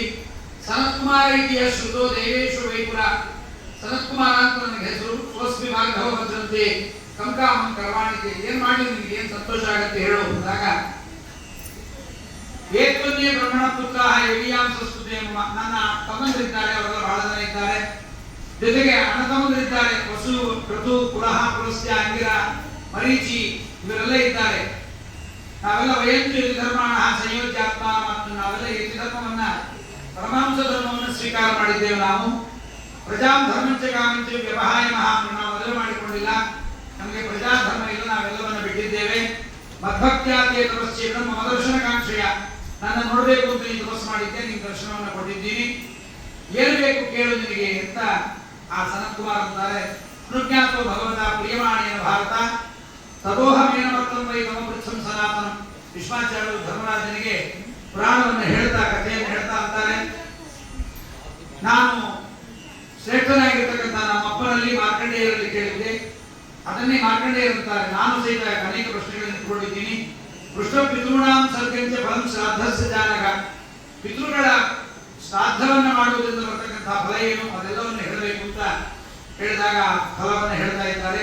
ಬ್ರಹ್ಮದೇವರು ಎಲ್ಲ ದೇವತೆಗಳನ್ನು ಸೃಷ್ಟಿ ಮಾಡಿದ್ದಾರೆ, ಅನೇಕ ದೇವತೆಗಳನ್ನು ಸೃಷ್ಟಿ ಮಾಡಿ ಆ ಎಲ್ಲ ದೇವತೆಗಳಿಗೆ ಬ್ರಹ್ಮದೇವರು ಹೇಳಿದ್ದಾರೆ, ನೀವೆಲ್ಲ ನಾರಾಯಣ ಪರಮಾತ್ಮನ ಆರಾಧನೆಯನ್ನು ಮಾಡಿ ಅಂತ. ಅವರೆಲ್ಲ ಪರಮಾತ್ಮನ ಆರಾಧನೆಯನ್ನು ಮಾಡೋದು ಬಿಟ್ಬಿಡು, ಬರೀ ಅಡುಗೆ ಮಾಡ್ಕೊಬೋದು, ಬೆಳಗ್ಗೆ ಟಿಫನ್ನು, ಮಧ್ಯಾಹ್ನ ಊಟ, ರಾತ್ರಿ ಲಂಚು, ಡಿನ್ನರು ಹೊಡ್ಕೋತ ತಿನ್ಕೋತ ಕೂತ್ಕೊಂಡ್ಬಿಟ್ರಲ್ಲ ದೇವತೆಗಳು. ಪುರಾಣಿಕರ ಅಂದ್ಮೇಲೆ ಅವ್ರು ಹೆಂಗ್ ಮಾಡ್ತಾ ಇದ್ರು, ನಾವೇ ಮಾಡಬಾರ್ದು ಅಂತ, ನಾವು ಮಾಡೋ ತಪ್ಪಲ್ವಾ ಅಂತ. ಸಮುತ್ಸೃಜ್ಯ ತಥಾತ್ಮಾನಂ ಐಲಿಂಚ್ತೆ ಫಲಾತ್ಮಿನಃ, ಬರೇ ಆಹಾರ ಪದಾರ್ಥಗಳಲ್ಲಿ ಅಪೇಕ್ಷರಾಗಿ ಭೋಗದಲ್ಲಿ ಲಾಲಸರಾಗಿಬಿಟ್ರು. ಬ್ರಹ್ಮದೇವರು ನೋಡಿದ್ರು, ನಿಮ್ಮನ್ನು ನಾನು ಸೃಷ್ಟಿ ಮಾಡಿದ್ದು ಭಗವದ್ ಆರಾಧನೆ ಮಾಡಿ ಅಂತ, ನೀವು ಪರಮಾತ್ಮನ ಆರಾಧನೆಯನ್ನು ಮಾಡದೆ ಹೀಗೆ ಮಾಡ್ತಾ ಇದ್ದೀರಾದ್ರಿಂದ ತೇ ಶಕ್ತ ಬ್ರಹ್ಮಣ ಮೂಢಾಹ ನಷ್ಟ ಸಂಜ್ಞಾತಿ ಲೋಕಸ, ನಾನು ಶಾಪ ಕೊಡ್ತಾ ಇದ್ದೀನಿ, ನಿಮ್ಗೆ ಅಜ್ಞಾನ ಬರಲಿ ಎಂದು ಶಾಪ ಕೊಟ್ಟಿದ್ದಾರೆ. ಅಜ್ಞಾನ ಬರಲಿ ಎಂದುಕೊಂಡು ಅವರಿಗೆ ತತ್ವಜ್ಞಾನ ಶೂನ್ಯರಾಗಿಬಿಟ್ರು. ಅಜ್ಞಾನ ಅಂದ್ರೆ ಹುಲ್ಲು ತಿಂತಾ ಇದ್ರು, ಮಣ್ಣು ತಿಂತಾ ಇದ್ರು, ಮತ್ತೇನೋ ಕರಗಚ್ಚಿ ಕುಡಿತಾ ಇದ್ರು ಅಂತ ಅರ್ಥ ಅಲ್ಲ. ಅಜ್ಞಾನ ಯಾವುದ್ರ ಬಗ್ಗೆ, ತತ್ವಜ್ಞಾನದ ಬಗ್ಗೆ ಅಜ್ಞಾನ ಬಂದ್ಬಿಡುತ್ತೆ ಅವರಿಗೆ. ಆಗ ನಷ್ಟ ಸಂಜ್ಞಾತಿ ಲೋಕಸ ನಸ್ಮಕಿಂಚಿತ್ ದ್ವಿಜಾನಂತಿ ತಥೋ ಲೋಕಕ್ಕೆ ಮುಕ್ತತ, ಅವರನ್ನು ಅಜ್ಞಾನಿಗಳಾಗಿಬಿಟ್ರೆ ಜಗತ್ತಲ್ಲಿ ಯಾರು ಗೌರವ ಕೊಡೋದಿಲ್ಲ. ಹಿಂದಿನ ಕಾಲದಲ್ಲಿ ಜ್ಞಾನ ಇದ್ದವರಿಗೆ ಮಹಾಗೌರವ. ತೇ ಭೂಯ ಪ್ರಣತಾ ಶಬ್ದಾಹ ಪ್ರಯಾಸಂತ ಪಿತಾಮಹ, ಮತ್ತೆ ಬ್ರಹ್ಮದೇವರಿಗೆ ನಮಸ್ಕಾರ ಮಾಡಿ ಪ್ರಾರ್ಥನೆ ಮಾಡಿ ಕೇಳಿದ್ರಂತೆ, ಸ್ವಾಮಿ ಹೀಗೆ ಅಜ್ಞಾನ ಬಂದ್ಬಿಡ್ಲಿ, ತತ್ವಜ್ಞಾನ ಶೂನ್ಯರಾಗಿಬಿಡ್ರಿ ಅಂದ್ರೆ, ತತ್ವಜ್ಞಾನವೇ ಇಲ್ಲದೆ ಇದ್ರೆ ಜೀವನ ಹೇಗೆ? ನಮಗೆ ಗೊತ್ತೇ ಇಲ್ಲ ತತ್ವಜ್ಞಾನ ಅಂದ್ರೆ ಏನು ಅಂತಾನೆ ಗೊತ್ತಿಲ್ಲ. ಗೊತ್ತಿಲ್ಲದೆ ಇದ್ರೆ ಪ್ರಾಬ್ಲಮೇ ಇಲ್ಲ. ತತ್ವಜ್ಞಾನದಲ್ಲಿ ಅಜ್ಞಾನ ಬಂತು ಅಂದ್ರೆ ಎಷ್ಟು ದುಃಖ ಆಗುತ್ತೆ ಅಂತ ಬಹಳ ಕಷ್ಟ. ಜ್ಞಾನದಲ್ಲಿ ಯಾವತ್ತೂ ಸಂಶಯ ಬರಬಾರದು. ಅದಕ್ಕೆ ತಾವು ಕೇಳ್ಕೊಂಡಿದ್ದಾರೆ ಬ್ರಹ್ಮದೇವರನ್ನ, ಸ್ವಾಮಿ ನಮಗೆ ಅನುಗ್ರಹ ಮಾಡ್ರಿ ಅಂತ. ನೀವು ಮಾಡಿದ ತಪ್ಪಿಗೆ ನೀವು ಪ್ರಾಯಶ್ಚಿತ್ತ ಮಾಡ್ಕೋಬೇಕು. ಏನು ಪ್ರಾಯಶ್ಚಿತ್ತ ಮಾಡ್ಕೋಬೇಕು? ನಿಮ್ಮ ಮಕ್ಕಳನ್ನು ಹೋಗಿ ಕೇಳಿದ್ರೆ ಅವರಿಗೆ ಜ್ಞಾನವನ್ನು ಕೊಡ್ತಾರೆ. ಈ ಬ್ರಹ್ಮದೇವರ ಮಕ್ಕಳನ್ನ ಬ್ರಹ್ಮದೇವರು ಅವರ ಮಕ್ಕಳ ಬಳಿಗೆ ಕಳಿಸಿದ್ದಾರೆ, ಮೊಮ್ಮಕ್ಕಳ ಬಳಿಗೆ ಬ್ರಹ್ಮದೇವರು ಮಕ್ಕಳನ್ನು ಕಳಿಸಿದ್ದಾರೆ, ನೀವು ಜ್ಞಾನ ಪಡೆಯಿರಿ ಅಂತ. ಪುತ್ರಾಂಶ ಪರಿಪೃಚ್ಛತ್ವ ತದೋ ಜ್ಞಾನ ವಾಪ್ಸತ, ನಿಮ್ಮ ಮಕ್ಕಳನ್ನು ಕೇಳಿ ನಿಮಗೆ ಜ್ಞಾನ ಬರುತ್ತೆ ಅಂತ ಹೇಳಿದ್ರು. ಪ್ರಾಯಶ್ಚಿತ್ತ ಕ್ರಿಯಾರ್ಥಂತೆ ಪುತ್ರಾಂ ಪಪ್ರಚುರಾರ್ಥವತ್, ತುಂಬಾ ದುಃಖಿತರಾಗಿ ಮಕ್ಕಳನ್ನು ಹೋಗಿ ಕೇಳಿದ್ರು, ನಮಗೆ ಅಜ್ಞಾನ ಬಂದಿದೆ, ನಮಗೆ ಜ್ಞಾನದ ಉದ್ದೇಶ ಮಾಡ್ರಿ ಅಂತ. ಅವರೆಲ್ಲರೂ ಕೂಡ ಇವರಿಗೆ ಒಳ್ಳೆಯ ಜ್ಞಾನವನ್ನು ಕೊಟ್ಟಿದ್ದಾರೆ. ಜ್ಞಾನವೇ ಪ್ರಾಯಶ್ಚಿತ್ತ, ಅದೇ ತಿಳಿಬೇಕು ನಾವು. ಇವತ್ತು ಯಾರು ಪ್ರಾಯಶ್ಚಿತ್ತ ಮಾಡಿಕೊಳ್ಳೋಣ, ಈಗ ಹಿಂದಿಗೆಲ್ಲ ಬಹಳ ಪ್ರಾಯಶ್ಚಿತ್ತ ಇರ್ತಿತ್ತು. ಇವಾಗ ಪುರೋಹಿತರನ್ನು ಕೇಳ್ತಾರೆ, ಗುರುಬಲ ಇಲ್ಲ ಕಡಲೆಬೇಳೆ ಕೊಡು, ಶನಿಬಲ ಇಲ್ಲ ಜೀರಿಗೆ ಕೊಡು, ಗುರುಬಲ ಇಲ್ಲ ಮೆಣಸುಕಾಳು ಕೊಡು ಅಂತ ಏನೋ ಹೇಳ್ತಾರೆ. ಆಚಾರ್ಯ ಮೆಣಸಕ್ಕೆ ಸ್ನಾನ ಮಾಡಿಸು, ಮೆಣಸು ಕೊಟ್ಟು ಯಾವುದು ಆಚಾರ್ಯ ಸ್ನಾನ ಮಾಡಿಸು, ನಿಮಗೆ ನಾವು ಶಾಂತಿ ಆಚಾರ ಹಚ್ಚಬೇಕಂತ ಆಚಾರ ಹಚ್ಚಿ ಮಾಡಿಸು ಹೀಗೆಲ್ಲ ಏನೋ ಹೇಳ್ತಿರ್ತಾರೆ. ಆದ್ರೆ ಪ್ರಾಯಶ್ಚಿತ್ತ ಅಂತ ಇದೆ, ಎಂತೆಂಥ ಪಾಪಗಳಿಗೆ ಏನೇನು ಪ್ರಾಯಶ್ಚಿತ್ತ. ಅದಕ್ಕೆ ರೋಗಗಳು ಬಂದ್ರೆ ನಾವು ಬರೀ ವೈದ್ಯರ ಬಳಿಗೆ ಹೋಗ್ತೀವಿ. ಗರುಡ ಪುರಾಣ ಆಚಾರ ಕಾಂಡದಲ್ಲಿ ಯಾವ್ಯಾವ ರೋಗಕ್ಕೆ ಏನೇನು ಪಾಪ ಮಾಡಿದ್ರೆ ರೋಗ ಬರುತ್ತೆ ಅಂತ ಹೇಳ್ತಾರೆ. ಬಹಳ ಚೆನ್ನಾಗಿ ಹೇಳ್ತಾರೆ. ಗರುಡ ಪುರಾಣದ ಆಚಾರ ಕಾಂಡದಲ್ಲಿ ಹೇಳ್ತಾರೆ ಏನೇನು ರೋಗ ಬಂದ್ರೆ ಎಲ್ಲಾ ರೋಗಗಳನ್ನು ಹೇಳ್ತಾರೆ. ಆ ರೋಗಗಳಿಗೆ ಪಾಪ ಹೇಳ್ತಾರೆ, ಪಾಪಕ್ಕೆ ಪ್ರಾಯಶ್ಚಿತ್ತ ಹೇಳ್ತಾರೆ, ಯಜ್ಞ ಹೇಳ್ತಾರೆ, ದಾನ ಹೇಳ್ತಾರೆ. ಅಷ್ಟನ್ನ ಮಾಡಿದ ಮೇಲೆ ಔಷಧಿ ಕೊಡ್ಬೇಕು. ನಾವಿವಾಗ ಪಾಪ ಪರಿಹಾರ ಮಾಡ್ಕೊಳ್ಳಿಕ್ಕೆ ಹೋಗೋದೇ ಇಲ್ಲ. ಸೀದಾ ಡಾಕ್ಟರ್ ಹತ್ರ ಹೋಗೋದು, ಔಷಧಿ ತಗೊಳ್ಳೋದು, ಅವ್ನು ಒಂದು ಔಷಧಿ ಕೊಡ್ತಾರೆ, ಅದ್ರ ಜೊತೆಗೆ ಇನ್ನೊಂದು ರೋಗ ಬರುತ್ತೆ, ಸೈಡ್ ಎಫೆಕ್ಟ್ ಮತ್ತೊಂದು ಜೊತೆ ಇವತ್ತೊಂದು. ಪ್ರಾಯಶ್ಚಿತ್ತಾರ್ಥ ತತ್ವಜ್ಞಾನ ತತ್ವಸಂಜ್ಞಾ ಹರಿವೋಗ ಸಹ ಒಳ್ಳೆಯ ತತ್ವಜ್ಞಾನವನ್ನು ಕೊಟ್ಟಿದ್ದಾರೆ, ಶ್ರೇಷ್ಠವಾದ ತತ್ವಜ್ಞಾನ. ಆ ತತ್ವಜ್ಞಾನದಿಂದ ಅವರಿಗೆ ಮತ್ತೆ ಜ್ಞಾನೋದಯ ಆಯಿತು, ಬಹಳ ಸಂತೋಷ ಆಯಿತು ಅವರಿಗೆಲ್ಲ. ಆ ಸಂತೋಷವಾಗಿ ಮಕ್ಕಳಿಗೆ ನಾವು ಹೋಗಿರ್ತೀವಿ ಅಂತ ಅಂದ್ರೆ ಮಕ್ಕಳನ್ನೆನ್ಬೇಕು, ಮಕ್ಕಳು ತಂದೆಗೆ ಹೋಗಿ ಬನ್ನಿ ಮಕ್ಕಳೇ ಎಂದು ಗಮ್ಯತಾಂ ಪುತ್ರಗಾಶ್ಚೇತಿ ಪುತ್ರೇರುಕ್ತಾಶ್ಚೇತ. ಮಕ್ಕಳು ಅಪ್ಪನಿಗೆ ಮಕ್ಕಳೇ ಎಂದ್ಬಿಟ್ಟು ಅದನ್ನು ಕೇಳಿದ್ರೆ ಆಶ್ಚರ್ಯ. ನಮ್ಮ ಮಕ್ಕಳು ನಮ್ಮನ್ನು ಮಕ್ಕಳು ಅಂತಾರಲ್ಲ, ನಮ್ಮನ್ನು ತಂದೆ ಅಂತ ಸಂಬೋಧನೆ ಮಾಡಬೇಕಾದ್ರೆ ಮಕ್ಕಳೇನು ಸಂಬೋಧನೆ ಮಾಡಿಬಿಟ್ರಲ್ಲ ಅಂತ ಅಭಿಷಕ್ತಾಸ್ತು ದೇವ ಪುತ್ರವಾಕ್ಯ ನಿಂದಿತ. ಇದೇ ರೀತಿಯಂತ ಅನ್ಯಾಯ ನಮಗೆ. ನಮ್ಮ ಮಕ್ಕಳು ನಮ್ಮಲ್ಲೇ ಅಂತಿರ್ತೀವಿ. ನಮ್ಮ ಉತ್ತರ ಕರ್ನಾಟಕದಲ್ಲಿ ಸೂಬೋ ಮಗನೇ ಇದೆಲ್ಲ ಇದ್ದೇ ಇರುತ್ತೆ. ಯಾವಾಗ ಪ್ರತಿಯೊಂದು ಮಾತರು ಮಾತಾಡಿದ್ರೆ ಅದು ಪ್ರೀತಿ ಮಾತು, ಅದು ಬರದೇ ಇದ್ರೆ ಅದು ಮಾತೇ ಆಡ್ದಂಗೆ ಆಗೋದಿಲ್ಲ. ಇವನಿಗೆ ಬೈಯೋದ್ರ ಅಪ್ಪ ಅಮ್ಮನ ಬೈತಾರೆ. ಧರ್ಮ ಇದೇ ನೋಡಿ ಏನ್ ಮಾಡೋದು. ಪಿತಾಮಹ ಉಪಾಗತ್ಯ ಸಂಶಯ ಛೇದನಾವೈ ಬ್ರಹ್ಮದೇವರ ಬಳಿ ಬಂದಿದ್ದಾರೆ. ಸ್ವಾಮಿ ಹೋಗಿದ್ವಿ, ತತ್ವಜ್ಞಾನವನ್ನು ಕೊಟ್ಟರು. ತತ್ವಜ್ಞಾನವನ್ನು ಕೊಟ್ಟ ಮೇಲೆ ನಮ್ಮನ್ನ ಮಗನ ಮಕ್ಕಳೇ ಬಿಟ್ಟು ಇದೇನ ನ್ಯಾಯ ಅಂತ ಬ್ರಹ್ಮದೇವರಂತಾರೆ. ಸರಿಯಾಗಿ ಅಂದಿದ್ದಾರೆ. ಯುಯಂ ಶರೀರ ಕರ್ತಾರ, ನೀವು ಅವರಿಗೆ ದೇಹವನ್ನು ಕೊಟ್ಟಿದ್ದೀರಿ, ನೀವು ತಂದೆ. ಅವರು ತೇಜು ಜ್ಞಾನ ಪ್ರದಾತಾರ ಪಿತರೋವನ ಸಂಶಯ. ಅವರು ನಿಮಗೆ ಜ್ಞಾನ ಕೊಟ್ಟಿದ್ದಾರೆ, ಅವರು ನಿಮಗೆ ಮಕ್ಕಳೇ, ಅವರು ನಿಮಗೆ ತಂದೆನೇ ಆಗಿಬಿಟ್ಟಿದ್ದಾರೆ. ಇದು ಹೇಗೆ ಅಂತ ಬ್ರಹ್ಮದೇವರಂತಾರೆ. 5 ಜನ ತಂದೆ ಇದ್ದಾರೆ ದೇಹದಲ್ಲಿ. ಜನಿತಾಚ ಉಪನೀತಾಚ ಯಚ್ಚ ವಿದ್ಯಾಂ ಪ್ರಯಚ್ಛತಿ ಅನ್ನದಾತ ಭಯದಾತ ಪಂಚೈತೆ ಪಿತರಸ್ಕೃತಾ ಅಂತ 5 ಜನ ತಂದೆ. ಅಂದ್ರೆ ಮುಖ್ಯ ತಂದೆಗಿಂತ ಅವರೆಲ್ಲ ನಂತರವೇ. ನಮಗೆ ಅನ್ನ ಇಲ್ಲದೆ ಇದ್ದಾಗ ಯಾರಾದ್ರೂ ಅನ್ನ ಕೊಟ್ರೆ ಗತಿ ಇಲ್ಲ ಅಂತ ಬಂದವರಿಗೆ ಅನ್ನ ಹಾಕಿದ್ರೆ ಅವನೊಬ್ಬ ತಂದೆಗೆ ಸಮಾನ. ಜನಿತಾಚ ಉಪನೀತಾಚ, ಪಡೆದ ತಂದೆ ಒಬ್ಬ, ಉಪನಯನ ಮಾಡಿದವನೊಬ್ಬ, ಇಬ್ಬರೊಬ್ಬರೇ ಆಗಿರ್ತಾರೆ. ಜನಿತಾಚ ಉಪನೀತ, ಪುರೋಹಿತರು ಅಂತ ಲೆಕ್ಕ ಇದೆ. ಪುರೋಹಿತ ಮಾಡಿಸಿಬಿಟ್ಟು ಗಾಯತ್ರಿ ಮಂತ್ರವನ್ನ ಉಪದೇಶ ಮಾಡಿಸಿದ ತಂದೆ ಆ ಪುರೋಹಿತರು. ಎಷ್ಟು ವಿದ್ಯಾಂ ಪ್ರಯಚ್ಛತಿ, ದಿವ್ಯವಾದ ತತ್ವಜ್ಞಾನವನ್ನು ಯಾರು ಕೊಡ್ತಾರೆ ಆ ಗುರುಗಳು. ಜನಿತಾಚೋಪನೀತಾಚ ಎಷ್ಟು ವಿದ್ಯಾಂ ಪ್ರಯಚ್ಛತಿ ಅನ್ನದಾತ ಭಯತ್ರಾತ, ಏನಾದ್ರು ಆಪತ್ತು ಬಂದು ನಮ್ಮನ್ನು ರಕ್ಷಣೆ ಮಾಡಿ ನಮ್ಮ ಅನುಗ್ರಹ ಮಾಡ್ತಾರೆ. ಪಂಚಾಯಿತಿಯ ಪಿತರಸ್ಕೃತ 5 ಜನ ನಿಮಗೆ ಜ್ಞಾನ ಕೊಟ್ಟಿದ್ದಾರೆ ಅವರು. ಅದರಿಂದ ಜ್ಞಾನ ಕೊಟ್ಟಿದ್ದರಿಂದ ಚೇತು ಜ್ಞಾನ ಪ್ರದಾತಾರ ಪಿತರೋವನ ಸಂಶಯ, ಅವರು ಜ್ಞಾನ ಕೊಟ್ಟಿದ್ದಾರೆ. ಅದರಿಂದ ಅವರು ನಿಮಗೆ ಪಿತೃಗಳು. ಅನ್ಯೋನ್ಯಂ ಪಿತೃನ್ಯೂಯಂ ಚೇಚೈವೇತ ಸಂಶಯ, ನೀವು ಅವರಿಗೆ ತಂದೆ, ಅವರು ನಿಮಗೆ ತಂದೆ, ಇಬ್ಬರು ಪರಸ್ಪರ ಆಗಿದ್ದೀರಿ. ದೇವಾಶ್ಚ ಪಿತರಶ್ಚೈವ ತದ್ಬುದ್ಧಿತ್ವಂ ದಿವೋಪ ಸಹ. ಅವ್ರು ಹೀಗೆ ಹೇಳಿ ತಸ್ಮಾತ್ ಭವಂತ ಪಿತರೋ ಭವಿಷ್ಯಂತೆ ಸಂಶಯ. ಅವರಿಗೆ ಬ್ರಹ್ಮದೇವರು ಕರೆದು ಹೇಳುತ್ತದೆ, ನೀವು ನಿಮ್ಮ ಮಕ್ಕಳನ್ನ ಮಕ್ಕಳೇ ಅಂತ ಕರೆದಿದ್ದರಿಂದ ನೀವೇ ಪಿತೃದೇವತೆಗಳಾಗಿ ಅವರಿಗೆ ವರವನ್ನ ಕೊಟ್ಟಿದ್ದಾರೆ. ನಿಮ್ಮನ್ನೇ ಎಲ್ಲರೂ ಆರಾಧನೆ ಮಾಡಬೇಕು. ಮನುಷ್ಯರಲ್ಲಿ ಬ್ರಾಹ್ಮಣ, ಕ್ಷತ್ರಿಯ, ವೈಶ್ಯ, ಶೂದ್ರ ನಿಮ್ಮನ್ನು ಆರಾಧನೆ ಮಾಡ್ತಾರೆ. ದೇವತೆಗಳು, ಯಕ್ಷರು, ರಾಕ್ಷಸರು, ಗಂಧರ್ವರು, ಕಿನ್ನರರು, ಕಿಂಪುರುಷರು ಎಲ್ಲರೂ ನಿಮ್ಮನ್ನು ಆರಾಧನೆ ಮಾಡಬೇಕು. ಯೋನಿಷ್ಠವಾದ ಹಂಗೆ ಪುರುಷರ ಕಡೆಗೆ ಬಂದ ಮೇಲೆ ಸೇಮ್ ಹಂಗೆ ಬಳಸಿರು. ಯೋನಿಷ್ಠವಾದ ಪಿತೃನ್ ಶ್ರಾದ್ದ ಈ ಕ್ರಿಯಾ ಕಾಶ್ಚಿತ್ ಕರಿಷ್ಯತಿ. ಯಾರು ನಿಮ್ಮನ್ನು ಕುರಿತು ಶ್ರಾದ್ದವನ್ನು ಮಾಡ್ತಾರೆ, ರಾಕ್ಷಸ ದಾನವಾನಾಗ ಫಲ ಪ್ರಾಪ್ಸ್ಯಂತಿ ತಸ್ಯತಿ. ಯಾರ್ಯಾರು ಶ್ರಾದ್ದವನ್ನು ಮಾಡ್ತಾರೆ ಎಲ್ಲರೂ ಆ ಫಲವನ್ನು ಪಡೆಯತಕ್ಕಂಥವರಾಗ್ತಾರೆ. ಶ್ರಾದ್ದೈರಾಪ್ಯಾಯಿತಾಶ್ಚೈವ ಪಿತರ ಸೋಮೋಂಬೇಯಂ. ಆ ಪಿತೃದೇವತೆಗಳ ಒಳಗಿರ್ತಕ್ಕಂಥ ಸೋಮನನ್ನು ಆರಾಧನೆ ಮಾಡ್ತಾರೆ. ಅಪ್ಯಾಯಮಾನ ಯುಷ್ಮಾರು ವರ್ಧಯಿಷ್ಯತಿ ನಿಂತಿಲ್ಲ, ಅವರೆಲ್ಲರ ಅಭಿವೃದ್ಧಿ ಆಗುತ್ತೆ ಅಂತ ಹೇಳಿ ಸಮುದ್ರ ಪರ್ವತವನಂ ಜಂಗಮ ಜಂಗಮೈವೃತಂ ಶ್ರಾದ್ದಾನಿ ಪುಷ್ಟಿಕಾಮಾಶ್ಚ. ನಮಗೆ ಒಳ್ಳೆಯ ಫಲ ಬರಬೇಕು, ಶಕ್ತಿವಂತರಾಗಬೇಕು ಅಂತ ಯಾರು ಯತ್ನ ಮಾಡ್ತಾರೋ ಅವರಿಗೆ ಪುಷ್ಟಿಯನ್ನ ಮಕ್ಕಳನ್ನ ಪಿತೃಗಳು ಕೊಡ್ತಾರೆ. ಶ್ರಾದ್ಧೇ ಏಕ ಪ್ರದಾಸ್ಯಂತಿ ತ್ರೀ ಪಿಂಡ ನಾಮಗೋತ್ರತಃ. ಶ್ರಾದ್ದದಲ್ಲಿ 3 ಪಿಂಡಗಳನ್ನು ಇಡ್ತಾರೆ. ಪಿಂಡ ಅಂದ್ರೆ ಏನು ಅಂದ್ರೆ ಅದು ದೇಹ, ಅದೇ ತರ ದೇಹ ಮಾಡಲಿಕ್ಕಾಗಲ್ಲ, ಉಂಡೆ ಮಾಡಿರ್ತಾರಂತೆ. ಅದಕ್ಕೆ ನಮ್ಮಲ್ಲಿ ಒಂದು ಸಂಪ್ರದಾಯ ಇದೆ, ಉಂಡೆ ಅನ್ನವನ್ನ ಕೈ ತುತ್ತು ಅಂತ ಹಾಕ್ತಾರಲ್ಲ, ಅದು ಉಪನೀತರಾದ ಮಕ್ಕಳ ಕೈಗೆ ಹಾಕಬಾರದು. ಉಪನೀತರಾದವರಿಗೆ ಕೈ ತುತ್ತಿಲ್ಲ, ಅವರಿಗೆ ಎಲೆಲೇ ಬಡಿಸ್ಬೇಕು. ಅವರಿಗೆ ಅನುಪನೀತರಾದವರಿಗೆ ಉಪನಯನ ಆಗದೆ ಇದ್ದವರು ಬಡಿಸ್ಬೋದು. ಅದು ಯಾಕೋ ನಮ್ಮಲ್ಲಿ ಆ ಉಂಡೆ ಕಟ್ಟೋದು ಅಂದ್ರೆ, ಇವಾಗ ಇವತ್ತೆಲ್ಲ ಸ್ವಲ್ಪ ಕೆಲವೆಲ್ಲ ಹೆಣ್ಮಕ್ಳು ಕೂಡ ಹುಟ್ಟಿದ ಮುಂಚೆ ಒಂದಿಷ್ಟು ಪಿಂಡ ಕಟ್ಟಿರ್ತಾರೆ. ಗಂಡಂಗೋ ಮಕ್ಕಳಿಗೋ ಮಾವಂಗೋ ಅತ್ತೆಗೋ ಗೊತ್ತಿಲ್ಲ. ಅದು ಯಾಕೆ ಇರ್ತಾರೆ, ಯಾಕೆ ನಮ್ಮ ಅತ್ತೆ ಇಡ್ತಾ ಇತ್ತು ನಾವು ಇಡ್ತೀವಿ, ಯಾಕೋ ಗೊತ್ತಿಲ್ಲ. ಏನೇನೋ ಬಗೆಬಗೆಯೇ ಮಾಡ್ತಾರೆ, ಉಪ್ಪು ಮೇಲೆ ನೀರು ಸುರಿಯೋದು, ಏನೇನೋ ಮಾಡ್ತಾರೆ. ಶ್ರಾದ್ದೇಚ ಪ್ರದಾಸಂತಿ ತ್ರಿಪಿಂಡ ನಾಮಗೋತ್ರದ ಸರ್ವತ್ರ ವರ್ತಮಾನ ಪಿತರ ಸಪಿತಾಮಹಾನ್. ಯಾರ ಹೆಸರಲ್ಲಿ ಶ್ರಾದ್ದದಲ್ಲಿ ನಾವು ಪಿಂಡ ಪ್ರದಾನವನ್ನ ಗೋತ್ರ ನಾಮ ಉಚ್ಚಾರಣೆ ಮಾಡ್ತೀವಿ, ಅದೇ ಗೋತ್ರದಲ್ಲಿ ಅದೇ ನಾಮದವನು ಇನ್ನೊಬ್ಬರಿದ್ದರೂ ಕೂಡ ಅವನಿಗೆ ಕೊಡಲ್ಲ ಪರಮಾತ್ಮನ ಕೊಡೆ. ಯಾಕೆಂದ್ರೆ ನಮ್ಮಲ್ಲಿ ಒಂದು ಸಂಪ್ರದಾಯ ಇದೆ, ತಾತನ ಹೆಸರನ್ನ ಮೊಮ್ಮಗನಿಗೆ ಇರ್ತೀವಿ. ತಾತಂದು ಒಂದೇ ಗೋತ್ರ, ಮೊಮ್ಮಗಂದು ಒಂದೇ ಗೋತ್ರ. ಆ ಮೊಮ್ಮಗನಿಗೆ ಮಗ ಮಾಡುವಾಗ ಪುಣ್ಯಕ್ಕೆ ಆ ತಾತ ಬಿಟ್ಟು ಹೋಗಿರ್ತಾನೆ. ಒಂದೇ ಹೆಸರಿನವರು 3 ಜನರಲ್ಲಿ ಬರೋದಿಲ್ಲ. ಅದಕ್ಕೆ ನಮ್ಮಲ್ಲಿ 4ನೇ ಕೈ ಬಿಟ್ಬಿಡ್ತಾರೆ, ಅವನಿಗೆ ಪಾಥೇಯ ಕೊಟ್ಟು ಕಳಿಸಿಬಿಡ್ತಾರೆ. ಏವಂ ಅಜ್ಞಾಪಿತಂ ಪೂರ್ವಂ ಬ್ರಹ್ಮಣ ಪರಮೇಷ್ಠಿನ. ಹಾಗಾಗಿ ಈ ಪಿತೃದೇವತೆಗಳು ಅಂತ ಹೇಳಿದ ಮೇಲೆ ಆಗ ಪುನಃ ಮಾರ್ಕಂಡೇಯರನ್ನು ಕೇಳ್ತಾನೆ ಭೀಷ್ಮಾಚಾರ್ಯ, ಸ್ವಾಮಿ ಪಿತೃಗಳು ಅಂತಂದ್ರೆ ಅವ್ರು ಎಷ್ಟು ಜನ ಇದ್ದಾರೆ, ಏನಾದ್ರು ಸಮೂಹ ಇದೆಯಾ, ಎಲ್ಲಾ ಒಂದೇ ಪಿತೃಗಳು ಅಂತಾರ, ಅವ್ರಿಗೆ ಏನಾದ್ರು ವ್ಯತ್ಯಾಸ ಇದೆಯಾ ಅಂತ ನಮ್ಗೆ ಗೊತ್ತಾಗಲಿ ಅಂತ ಪ್ರಶ್ನೆ ಕೇಳ್ತಾನೆ.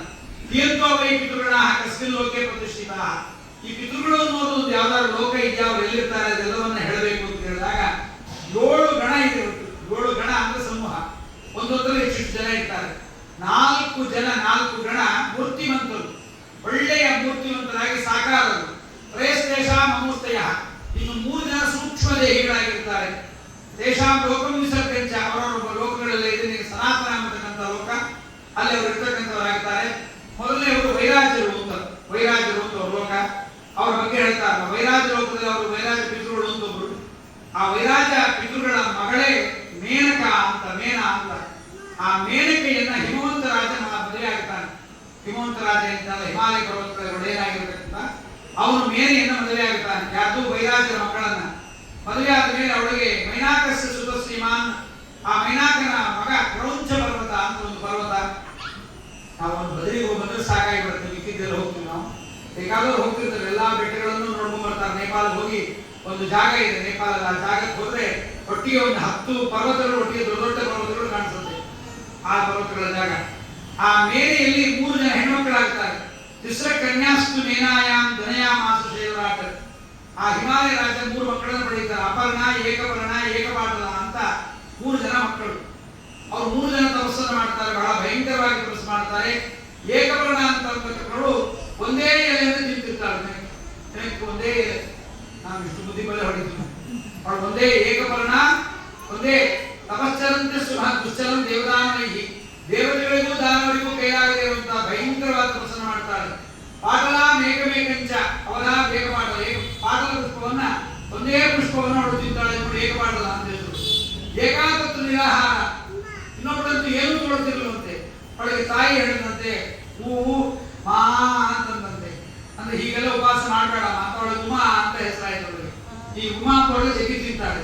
ಅವಳು ಉಪವಾಸ ಇಟ್ಟಿದ್ದಕ್ಕೆ ಅವಳು ಉಮಾ ಅಂತ, ಅಮ್ಮ ಬೇಡ ಅಂತ ಹೇಳಿದ್ರೆ ಅವಳು ಉಮಾ ಅಂತ. ಉಮಾ ಇತಿ ನಿಷೇಧಂತಿ ಮಾತೃ ಸ್ನೇಹೇನ ದುಃಖಿತ. ಉಮೇತ್ಯ ಭವತ್ಯಾತ ತ್ರಿಶುಲೋಕೇಶು ಸುಂದರ. ಅವಳಿಗೆ ಉಮಾ ಅಂತಲೇ ನಾಮಕರಣ ಆಗಿದೆ. ಎಲ್ಲರೂ ಬ್ರಹ್ಮವಾದಿಗಳು, ಎಲ್ಲರೂ ಜ್ಞಾನಿಗಳು, ಶ್ರೇಷ್ಠರಾಗಿರ್ತಕ್ಕಂಥವ್ರು. ಅವಳೆಲ್ಲರೂ ಮೂರ್ಧರೇತಸ್ಕರು. ಅವಳು ಉಮಾ ಉತ್ತಮರಾಗಿರ್ತಕ್ಕಂಥವಳಾಗಿದ್ದಾರೆ. ಮಹಾಯೋಗದಿಂದ ಉತ್ತಮಳಾಗಿದ್ದಾಳೆ. ಮಹಾದೇವನನ್ನ, ರುದ್ರದೇವರನ್ನು ಉಪಾಸನೆ ಮಾಡತಕ್ಕಂಥವಳಾಗಿದ್ದಾಳೆ. ಅಸಿತ ಏಕಪರ್ಣ. ಏಕಪರ್ಣ ಅಂತ ಹೇಳಿದ್ದಲ್ಲ, ಅವಳನ್ನು ದೇವಲರಿಗೆ ಕೊಟ್ಟು ಮದುವೆ ಮಾಡ್ತಾರೆ ಅವಳನ್ನ. ಅದಾದ್ಮೇಲೆ ಜೈಗೀಶವರಿಗೆ ಏಕಪಾಟಲೆಯನ್ನು ಕೊಡ್ತಾರೆ. ಜೈಗೀಶವರು ಅಂದ್ರೆ ಯಾರು ಅಂದ್ರೆ, ಅನೇಕರಿಗೆ ಜೈಗೀಶವರ ಬಗ್ಗೆ ಗೊತ್ತಿಲ್ಲ. ರುದ್ರದೇವರ ಒಂದು ಅವತಾರ ಅದು ಜೈಗೀಶವ್ಯ ಅಂತ. ಗರುಡ ಪುರಾಣದ ಬ್ರಹ್ಮಕಾಂಡದಲ್ಲಿ ಜೈಗೀಶವ್ಯ ಮತ್ತು ಜಾಂಬವತಿಯ ವಿಸ್ತಾರವಾಗಿರ್ತಕ್ಕಂಥ ವಿಚಾರವನ್ನು ನಾವು ಬ್ರಹ್ಮಕಾಂಡದಲ್ಲಿ, ಗರುಡ ಪುರಾಣದಲ್ಲಿ ನಾವು ಕೇಳಬಹುದು. ಜೈಗೀಶವ್ಯ ಎಂಬುದು ವಾಯುದೇವ ರುದ್ರ. ಅದಕ್ಕೆ ಜಗನ್ನಾಥದಾಸರು ತ್ರಿಕದಾಮೃತಸಾರದ ಬೃಹತ್ತಾರತನ ಸಂಧಿಯಲ್ಲಿ ರುದ್ರದೇವರ ಅವತಾರಗಳ ಬಗ್ಗೆ ಹೇಳುವಾಗ ಜೈಗೀಶವರ ಅವತಾರವನ್ನು ಕೂಡ ಹೇಳ್ತಾ ಇದ್ದಾರೆ. ಅವಳು ಏಕಪಾಟಲವನ್ನು ಜೈಗೀಶವರಿಗೆ ಕೊಟ್ಟಿದ್ದಾರೆ. ಹೀಗೆ ಆ ವೈರಾಜರ ವಂಶದ ವಿಸ್ತಾರ ಇತ್ತು. ಇನ್ನು ಅಗ್ನಿಶ್ವಾತ್ತರು ಅಂತಿದ್ದಾರೆ. ಆ ಅಗ್ನಿಶ್ವಾತ್ತರ ಮಾನಸಿ ಕನ್ಯೆ ಅಂದ್ರೆ ಅವರು ಹೆಂಡತಿ ಗಂಡನ ಸಂಪರ್ಕದಿಂದ ಪಡೆದಲ್ಲ, ಮನಸ್ಸಿನಿಂದ ಬಂದವಳೆ ಅಚ್ಚೋದ ನಾಮನಿಂದಗ. ಅಚ್ಚೋದ ಎಂಬತಕ್ಕಂತಹ ನದಿ ಅವಳು ನದಿಯಾಗಿ ಹರಿದಿದ್ದಾಳೆ. ಅಚ್ಚೋದಂ ನಾಮ ವಿಖ್ಯಾತಂ ಸರೋಯಸ್ಯ ಸಮುತ್ತಿತಂ. ಅವಳ ಅಭಿಮಾನದಿಂದ ಅಭಿಮನ್ಯವಾಗಿರ್ತಕ್ಕಂಥ ಅಚ್ಚೋದ ಶ್ರೇಷ್ಠವಾಗಿರ್ತಕ್ಕಂಥ ಸರಸ್ಸು. ಆ ಅಚ್ಚೋದ ಎಂಬತಕ್ಕಂಥವಳಿಗೆ ತಮ್ಮ ತಂದೆ ಯಾರು ಅಂತ ಗೊತ್ತಿಲ್ಲ. ಬಹುಶಃ ಅವಳು ಗರ್ಭಿಣಿ ಆಗಿದ್ದಾಗ ಅವರಪ್ಪ ಅಮೆರಿಕಾಗೆ ಹೋಗಿದ್ದ ಕಾಣಿಸುತ್ತೆ. ಅವಳಿಗೆ ಗೊತ್ತಿಲ್ಲ, ಅವರನ್ನ ನೋಡಿರ್ಲಿಲ್ಲ. ನೋಡುವಾಗ ಅವರ ಅಮೂರ್ತರು ಒಂದು ವಿಮಾನದಲ್ಲಿ ಕುತ್ಕೊಂಡು ತಂದೆ ತಾಯಿಗಳು ಬರ್ತಾ ಇದ್ದಾರೆ. ತಂದೆ ಬರ್ತಾ ಇದ್ದವರು ಯಾರನ್ನೂ ನೋಡಿ ತಂದೆ ಎಂದುಕೊಂಡ್ಬಿಟ್ಟು. ಅವನು ಯಾರಂದ್ರೆ ಅಮಾವಸುವಿನ ಮಗ ವಸುರಾಜ. ಅಮಾವಸುವಿನ ಮಗ ವಸು ಅಂತ. ಆ ವಸು ನಾಮ ಅಂತರಿಕ್ಷಕ. ಆ ವಿಮಾನದಲ್ಲಿ ಬರೋದು ನೋಡಿ ವಸು ಮತ್ತು ಅವಳಲ್ಲಿ ಇರ್ತಕ್ಕಂಥ ಅದ್ರಿಕಾ ಅಂತಕ್ಕಂಥ ಅಪ್ಸರೆಯ ಜೊತೆಗೆ ಅವನು ಕುಳಿಕೊಂಡು ಬರ್ತಾ ಇರ್ತಾನೆ. ಯಾರನ್ನೂ ಅಪ್ಪ ಅಮ್ಮ ಅಂದ್ಕೊಂಡ್ಬಿಡ್ತಾರ. ಹಚ್ಚೋದೆ ಎಂತ ಹಣೆ ಬರ. ಯಾರನ್ನೂ ನೋಡಿ ಹಚ್ಚೋದೆ ತಂದೆ ತಾಯಿ ಎಂದುಕೊಂಡ್ಬಿಟ್ಟು ಸಾ ತೇರುವ್ಯ ವಿಚಾರೇಣ ಅಲ್ಲದೇ ಇದ್ದವರನ್ನು ಹೌದು ಅಂತ ತಿಳಿದಿದ್ದರಿಂದ ಅವಳಿಗೆ ಪಿತೃದೇವತೆಗಳು ಕಣ್ಣು ಶಾಪವನ್ನು ಕೊಡ್ತಾರೆ. ನಿಮ್ಮ ಅಪ್ಪ ಅಲ್ಲದೇ ಇದ್ದವರನ್ನ ಅಪ್ಪ ಅಂತ ತಿಳ್ಕೊಂಡೆ ಮುಂದೆ ಕೆಳಗೆ ಬೀಳು ಅಂತ. ಆಗ 3 ವಿಮಾನ ಕೆಳಗೆ ಬೀಳ್ತಾ ಇರುವಾಗ ಅವಳಿಗೆ ಕಾಣಿಸುತ್ತೆ ರಸವೇಣು ಪ್ರಮಾಣಾನಿ ತಾನ್ ಪಶ್ಯತ್ತೇಷು ತಾನ್ ಪಿತೃ. ಅವರ ಅಪ್ಪ ಅಮ್ಮ ಹೇಗಿದ್ರು ಅಂದ್ರೆ, ನಿಮ್ಮ ಮನೆಯಲ್ಲಿ ಬಿಸಿಲು ಬೀಳುತ್ತಲ್ಲ, ಬಿಸಿಲು ಬೀಳುವಾಗ ಕಸ ಬೆಳೆದ್ರೆ ಧೂಳುಗಳು ಹೇಳುತ್ತಲ್ಲ, ಅದಕ್ಕೆ ಪರಮಾಣು ರಸರೇಣು ಗಣಕ ಕಿರಣಕ ಅಂತೆಲ್ಲ ಅಂತೀವಿ. ಅಷ್ಟು ಸಣ್ಣ ದೇಹ, ಅಷ್ಟು ಅತ್ಯಂತ ಸಣ್ಣದಾಗಿರ್ತಕ್ಕಂಥದ್ದು ನ್ಯೂಟ್ರಾನ್ ಪ್ರೋಟಾನ್ ಗಿಡಾನ್ ಅಂತೆಲ್ಲ ಅದಕ್ಕಿಂತ ಸಣ್ಣ ದೇಹ. ಅಂತ ದೇಹದಲ್ಲಿ ಅವರು ತಂದೆ ತಾಯಿಗಳು ಕಂಡ್ರಂತೆ. ನಮ್ಮನ್ನ ತಂದೆ ತಾಯಿ ಇರಬೇಕಾಯ್ತು, ಬೇರೊಬ್ಬರನ್ನ ಅಂದಿದ್ದೆ. ಆದ್ರಿಂದ ಅವಳು ಕೆಳಗೆ ಬೀಳುವಂತ ಶಾಪ ಕೊಡ್ತಾರೆ. ರಸರೇಣು ಪ್ರಮಾಣಾನಿ ತಾಪಶೇಷು ತಾಂತ್ರಿಕರನ್ನು ಸುಸೂಕ್ಷ್ಮಾನ್ ಅಪರಿವ್ಯಕ್ತಾನ್ನ ಅಗ್ನಿನ ಅಗ್ನಿಶ್ವಿವಾಹಿತಾನ್ನ. ಬೆಂಕಿ ಇರದಿದ್ರು ಬೆಂಕಿ ಅಂತ ಉಳಿತಾ ಇರ್ತಕ್ಕಂಥ ಅವ್ರು ನೋಡ್ತಾಳೆ. ಅವ್ರು ನೋಡಿ ಕೆಳಗೆ ಬೀಳ್ತಾ ಇದ್ದಾಗ ಅವಳು ತ್ರಾಯಧ್ವಂ ಅಂತ ರಕ್ಷಣೆ ಮಾಡ್ರಿ ಅಂತ ಕೂಗಿದಾಗ ಅವ್ರು ಅಂತಾರೆ, ಅವ್ರು ಅನುಗ್ರಹ ಮಾಡಿ ಉಚಿಸ್ತೇ ಪಿತರ ಕನ್ಯಾಂ ಭ್ರಷ್ಟೇಶ್ವರ್ಯಾಂ ಕ್ರಮ. ತಂದೆ ತಾಯಿ ಅಲ್ಲದೇ ಇದ್ದವರನ್ನ ತಂದೆ ತಾಯಿ ಅಂತ ತಿಳಿದಿದ್ದರಿಂದ ನೀವು ಮಾಡಿದ ತಪ್ಪಿನಿಂದ ನೀ ಕೆಳಗೆ ಬೀಳಬೇಕಾಗತ್ತೆ. ಏ ಕ್ರಿಯಂತೆ ನಿಮ್ಮಲ್ಲಿ ಮಾತು ಉಂಟಲ್ಲ, ಕರ್ಮ ರಿಟರ್ನ್ಸ್, ಕರ್ಮ ಫಾಲೋಸ್, ಹೀಗೆ ಮಾತುಗಳು ನಾವು ಅವತ್ತೇ ಹೇಳಿದ್ವಿ. ಕರ್ಮಣ್ಯಮಾಧಿಕಾರಸ್ತೆ ಅಂತ ಹೇಳಿದ್ವಿ. ಏ ಕ್ರಿಯಂತೆ ಹಿ ಕರ್ಮಾಣಿ ಶರೀರೇ ದ್ವಿದೇವತೆ. ಯಾವ ದೇಹದಲ್ಲಿ ಏನು ಕರ್ಮ ಮಾಡ್ತೀವಿ ಆ ದೇಹದಲ್ಲಿ ಅದನ್ನು ಅನುಭವಿಸಬೇಕಾಗತ್ತೆ. ತೈರೇವ ಮಾಡಿದವರೇ ತತ್ಕರ್ಮ ಫಲಂ ಪ್ರಾಪ್ನುವಂತಿ ದೇವತಾ ಸತ್ಯಫಲಂತಿ ಕರ್ಮಾಣಿ. ಅವತ್ತೇ ಹೇಳಿದ್ರೆ ಅವತ್ತೇ ನಿಮಗೆ ದೇಹದಲ್ಲಿ ಆ ಫಲಗಳು ಅವತ್ತೇ ಫಲವನ್ನು ಕೊಡುತ್ತೆ. ಅಸ್ಯರಾಜ್ಞ ವಸೋಕನ್ಯ, ನೀ ಕೆಳಗೆ ಬೀಳ್ತಾ ಇದ್ದಿಲ್ಲ, ಯಾರನ್ನ ತಂದೆ ಅಲ್ಲದೆ ಇದ್ದವ್ರನ್ನ ತಂದೆ ಅಂತ ತಿಳಿದಿದ್ದಲ್ಲ, ಆ ರಾಜನ ಮಗಳಾಗೇ ನೀ ಹುಟ್ಟು.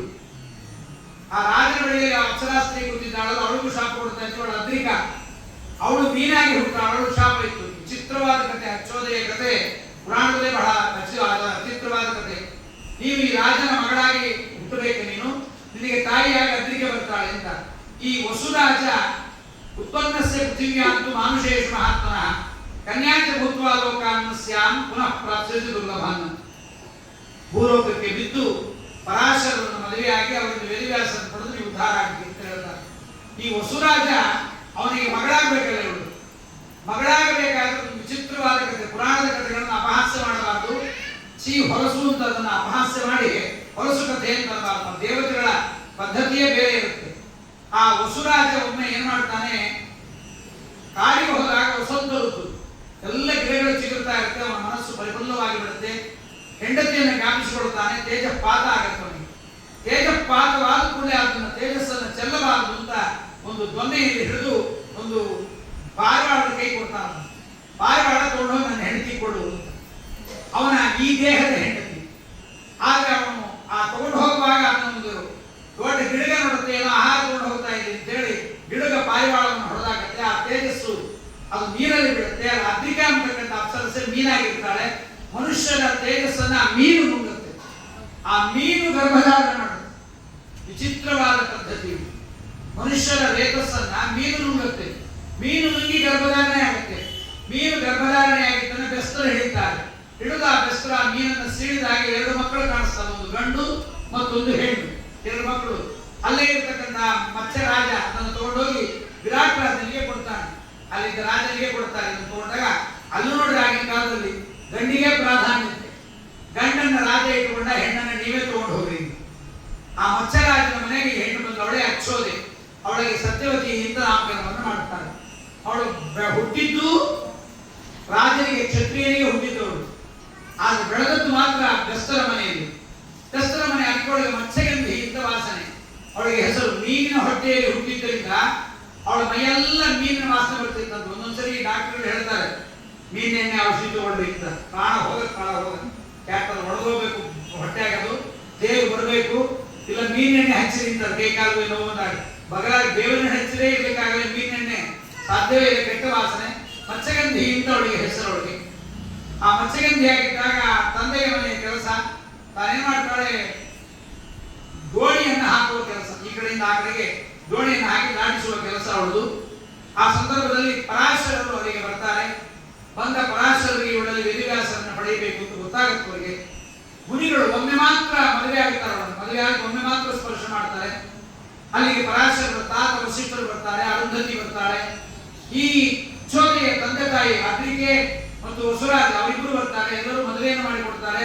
ಅನೇಕರು ತಿಳಿದಿದ್ದಾರೆ, ವೇದವ್ಯಾಸರು ಮದುವೆಯಾಗದೇ ಇದ್ದವರಲ್ಲಿ ಹುಟ್ಟಿದ್ದಾರೆ. ಕಾನೀನೋ ವ್ಯಾಸ ಅಂತ ವೇದವ್ಯಾಸರಿಗೆ ವೇದವ್ಯಾಸರ ತಾಯಿ ಮದುವೆಯಾಗಿ ಹುಟ್ಟಿದವಳಲ್ಲ, ಕನ್ಯಾ. ವಿವಾಹಿತ ಕಾನೀನರು, ಅವಿವಾಹಿತ ಕಾನೀನರು ಕುಂತಿ. ಮದುವೆ ಆಗದೆ ಮಕ್ಕಳನ್ನು ಪಡೆದವಳು ಕುಂತಿ, ಮದುವೆಯಾಗಿ ಮಕ್ಕಳನ್ನು ಪಡೆದವಳು ಸತ್ಯವತಿ. ಆಗ ಪರಾಶರು ದೀಪದಲ್ಲಿ ಅಂಬಿಗರ ಪೆಣ್ಣಿನ ರೂಪಿಗೊಲಿದವನಲ್ಲಿ ಜನಿಸಿದ ಮಧ್ವಾಂತರಕೃತ ವೇದವ್ಯಾಸ ಅಂತ ಪಾದರಾಜರು ಹೇಳ್ತಾರೆ. ಅಂತ ಸ್ಪರ್ಶ ಮಾತ್ರದಿಂದ ವೇದವ್ಯಾಸರ ಅವತಾರವಾಗುತ್ತೆ. ಆ ಸತ್ಯವತಿಗೆ ವೇದವ್ಯಾಸರು ಅನುಗ್ರಹ ಮಾಡ್ತಾರೆ. ನಿನಗೆ ಆಪತ್ತು ಬಂದಾಗ ನನ್ನನ್ನು ಕರಿ ಅಂತ ಸತ್ಯವತಿಗೆ ಆಶೀರ್ವಾದ ಮಾಡಿ ಅದೃಶ್ಯರಾಗಿ ಬಿಡ್ತಾರೆ. ಮುಂದೆ ವೇದವ್ಯಾಸರ ಅವತಾರವನ್ನು ಮಾಡಿ ಮಹಾಭಾರತದ ರಚನೆ, ಭಾಗವತದ ರಚನೆ, 18 ಪುರಾಣಗಳ ರಚನೆ, ಬ್ರಹ್ಮಸೂತ್ರಗಳ ರಚನೆ ಮತ್ತು ಅನೇಕ ಬ್ರಹ್ಮಸೂತ್ರಗಳ ಜೊತೆ 18 ಪುರಾಣಗಳನ್ನ ಎಲ್ಲವನ್ನೂ ಬರೀತಾರೆ. ಅಲ್ಲಿಯ ತನಕ ಅವಳ ಮೈ ಮತ್ಸ್ಯಗಂಧಿ ಇರ್ತಿತ್ತು. ಇವಾಗ ಅವಳು ಯೋಜನ ಗಂಧಿ ಆಗುತ್ತಾಳೆ. ವೇದವ್ಯಾಸರು ಹುಟ್ಟಿದ್ದರಿಂದ ಅವಳ ದೇಹದಲ್ಲಿ ಸುಗಂಧ ಬರುತ್ತೆ. ಸುಗಂಧದಿಂದ ಒಂದು ಯೋಜನ ಅಂದ್ರೆ 12 ಕಿಲೋಮೀಟರ್ ವಾಸನೆ ಹೋಗ್ತಿತ್ತು. ಒಳ್ಳೆ ಸುವಾಸನೆ ಅವಳ ದೇಹದಲ್ಲಿ ಬರ್ತಿತ್ತು. ಇದಾದ್ಮೇಲೆ ಆ ಸತ್ಯವತಿಯನ್ನ ಶಂತನು ರಾಜ ಮದುವೆ ಆಗ್ತಾನೆ. ಸತ್ಯವತಿಯನ್ನ ಯಾರು ಮದುವೆ ಆಗ್ತಾರೆ? ಶಂತನು ರಾಜ. ಯಾರು ಶಂತನು ಅಂದ್ರೆ ಪ್ರತೀಪರಾಜನ ಮಗ. ಶಂತನು ಪ್ರತೀಪನಿಗೆ 3 ಜನ ಹೆಣ್ಮಕ್ಕಳು, ದೇವಾಪಿ, ಬಾಲಿಕ, ಶಂತನು ಅಂತ ಮುಂದೆ ವಿಸ್ತಾರ ಮಾಡ್ತಾರೆ. ಆ ಪ್ರತೀಪರಾಜನ ಮಗ ಶಂತನು. ಶಂತನು ಯಾರಪ್ಪ ಅಂದ್ರೆ ಸಮುದ್ರ ರಾಜ ವರುಣ. ಆ ವರುಣ ಮಹಾಭಿಷೇಕ ಅಂತ ಅವನಿಗೆ ಹೆಸರು. ಮಹಾಭಿಷಸ್ಯ ಪುತ್ರೋದ್ಭವ ಶಂತನು ಕೀರ್ತಿವರ್ಧನು. ವಿಚಿತ್ರ ವೀರ್ಯ ಚಿತ್ರಾಂಗದ ಇಬ್ಬರನ್ನ ಪಡೆಯುತ್ತಾಳೆ ಸತ್ಯವತಿ ಅವರಿಗೆ. ಅದೇ ಈ ಅಚ್ಚೋದೆ, ದೇವ ಋಷಿಗಳ ಮಗಳಾಗಿರ್ತಕ್ಕಂಥ ಅಚ್ಚೋದೆ ಇಬ್ಬರು ಮಕ್ಕಳನ್ನು ಪಡೆಯುತ್ತಾಳೆ. ಆ ವಿಚಿತ್ರ ವೀರ್ಯ ಬದುಕ್ತಾನೆ, ಚಿತ್ರಾಂಗದ ಸತ್ತೋಗಿ ಬಿಡ್ತಾನೆ. ಚಿತ್ರಾಂಗದ ಯಾಕೆ ಸಾಯ್ತಾನೆ ಅಂದ್ರೆ ನನ್ನ ಹೆಸರಿನವನೇ ಇನ್ನೊಬ್ಬ ಇರಬಾರ್ದು ಅಂತ ಜಗಳ ತೆಗಿತಾನೆ. ಚಿತ್ರಾಂಗದ ಅಂತ ಇನ್ನೊಬ್ಬ ಗಂಧರ್ವ ಇರ್ತಾನೆ. ಒಂದ ನೀರು, ಒಂದ ನಾನು ಇರ್ತೀನಿ ಅಂತ ಜಗಳ ಆಡ್ತಾನೆ. ಕೊನೆಗೆ ಈ ಚಿತ್ರಾಂಗದ ಸತ್ತೋಗಿ ಬಿಡ್ತಾನೆ ಸತ್ಯವತಿಯ ಮಗ. ಈ ವಿಚಿತ್ರ ವೀರ್ಯನಿಗೆ ಶಂತನು ಎರಡನೇ ಹೆಂಡತಿ ಸತ್ಯವತಿ, ಮೊದಲನೇ ಹೆಂಡತಿ ಗಂಗಾದೇವಿ. ಅದು ಮುಂದೆ ಕಥೆ ಹೇಳ್ತೀವಿ, ನಾಳೆ ಹೇಳ್ತೀವಿ ಆ ಕಥೆಯನ್ನ. ಗಂಗೆ ಯಾಕೆ ಮದುವೆ ಆದ್ದು, ಶಂತನು ಮನೆಗೆ ಯಾಕೆ ವರುಣ ಭೂಮಿಗೆ ಬಂದ ಅನ್ನುವ ಕಥೆಯನ್ನು ಹೇಳ್ತಾರೆ. ಅಸೈವ ರಾಜ್ಯ ಕನ್ಯಾ ತುಂ ಅದ್ರಿಕಾಯಾಂ ಭವಿಷ್ಯಸಿ ಅಷ್ಟಾವಿಂಶೇ ಭವಿತ್ರಿ ತುಂ ದ್ವಾಪರೇ ಮತ್ಸ್ಯಯೋಜ. 28ನೇ ಕಲಿ ದ್ವಾಪರದಲ್ಲಿ ಹೀಗೆ ಹೊಡಿತಿಂತ ಹೀಗೆ ಅವರ ಅಚ್ಚೋದೆಯ ಬಗ್ಗೆ ಹೇಳಿದ. ಮುಂದೆ ವೈಭ್ರಾಜಕರು ಎಂಬತಕ್ಕಂಥವರು, ಆ ಲೋಕದಲ್ಲಿರ್ತಕ್ಕಂಥವರು ಭರೀಷದರು ಎಂಬತಕ್ಕಂಥ ಪಿತೃದೇವತೆಗಳು ಭರೀಷದರು. ಅವರ ಮಗಳು ಪೀವರಿ ಎಂಬತಕ್ಕಂಥವಳು. ಆ ಪೀವರಿಯನ್ನು ಶುಕಾಚಾರ್ಯರಿಗೆ ಕೊಟ್ಟು ಮದುವೆಯನ್ನು ಮಾಡತಕ್ಕಂಥವರಾಗಿದ್ದಾರೆ. ಅದಾದ್ಮೇಲೆ ಸುಕಾಲರು, ಆಮೇಲೆ ಸುಸ್ವದರು, ಸೋಮಪರು, ಭರೀಷದರು, ಸೋಮಪರು ಇವರೆಲ್ಲ ನರ್ಮದಾ, ಇವರೆಲ್ಲ ವಿರಜಾ ಎಂಬತಕ್ಕಂಥವಳು ಒಬ್ಬಳು ಕನ್ಯಾ ಬರ್ತಾಳೆ. ಸುಸ್ವದರ ಮಗಳು ವಿರಜೆ. ಆ ವಿರಜೆಯಿಂದ ನಹುಷ ಮದುವೆ ಆಗುತ್ತಾನೆ. ನಹುಷ ಮದುವೆಯಾಗಿ ಅನೇಕ ಜನ ಮಕ್ಕಳನ್ನ ಯಯಾತೆ ಜನನಿ ಬ್ರಹ್ಮನ್ ಮಹಿಷಿ. ನಹುಷರಾಜನ ಮಡದಿಯಾಗಿರ್ತಕ್ಕಂಥ ವಿರಜೆ ತಾನು ಯಯಾತಿ, ಯತಿ, ಸಯ್ಯಾತಿ ಎಂಬತಕ್ಕಂಥ ಮಕ್ಕಳನ್ನ ಅವಳು ಪಡೆಯತಕ್ಕಂಥವಳಾಗುತ್ತಾರೆ. ಆಮೇಲೆ ಸೋಮಪರು ಅಂತ ಅವರ ಮಗಳು ನರ್ಮದಾ ಎಂಬತಕ್ಕಂಥವಳು. ಪಿತೃನ್ ಪ್ರೀಣಾತಿಯೋ ಭಕ್ತ್ಯ ಪಿತೃ ಪ್ರೀಣಯಂತಿ. ಇಷ್ಟು ಇವರು 7 ಜನ ಗಣ ಪಿತೃಗಳು. ಇವರನ್ನ ಆರಾಧನೆ ಮಾಡಲು ಮಹಾನುಗ್ರಹ ಆಗತಕ್ಕಂಥದ್ದಾಗುತ್ತೆ.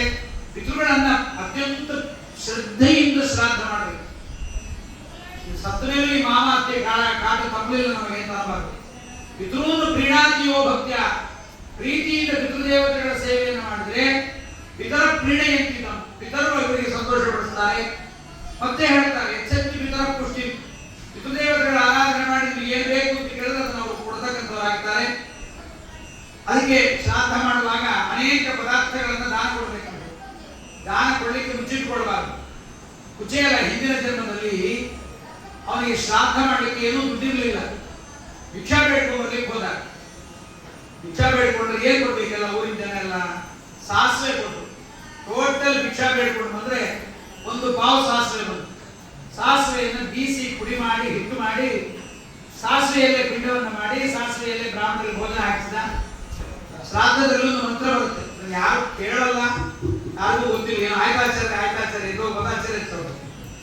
ಮಕ್ಕಳಾಗಿದ್ರೆ ಪಬ್ಜಿ ಆಡ್ಬೇಕು, ದೊಡ್ಡವರಾಗಿದ್ರೆ ಇನ್ನೊಂದು ಆಟ, ಆ ಮೊಬೈಲು ಇಲ್ಲ ಲ್ಯಾಪ್ಟಾಪ್. ಆಚಾರ್ಯ ಬೇಗ ಮುಗಿಸ್ಬಿಟ್ರೆ ಆಚಾರ್ಯಗೆ ಕೊಡೋ ತಕ್ಷಣ ಫಿಕ್ಸ್ ಆಗಿರುತ್ತೆ. ನಿಧಾನ ಮಾಡಿಸಿದ್ರು ಅಷ್ಟೇ ದಕ್ಷಿಣೆ, ಬೇಗ ಮಾಡಿಸಿದ್ರು ಅಷ್ಟೇ ದಕ್ಷಿಣೆ. ಆಯ್ತು, ಹಾಳಾಗಿ ಹೋಗ್ಬಿಟ್ಟು ಪಿಂಡ ಇಡು ಹೋಗಿ ಕಳಿಸ್ಬಿಡ್ತಾರೆ.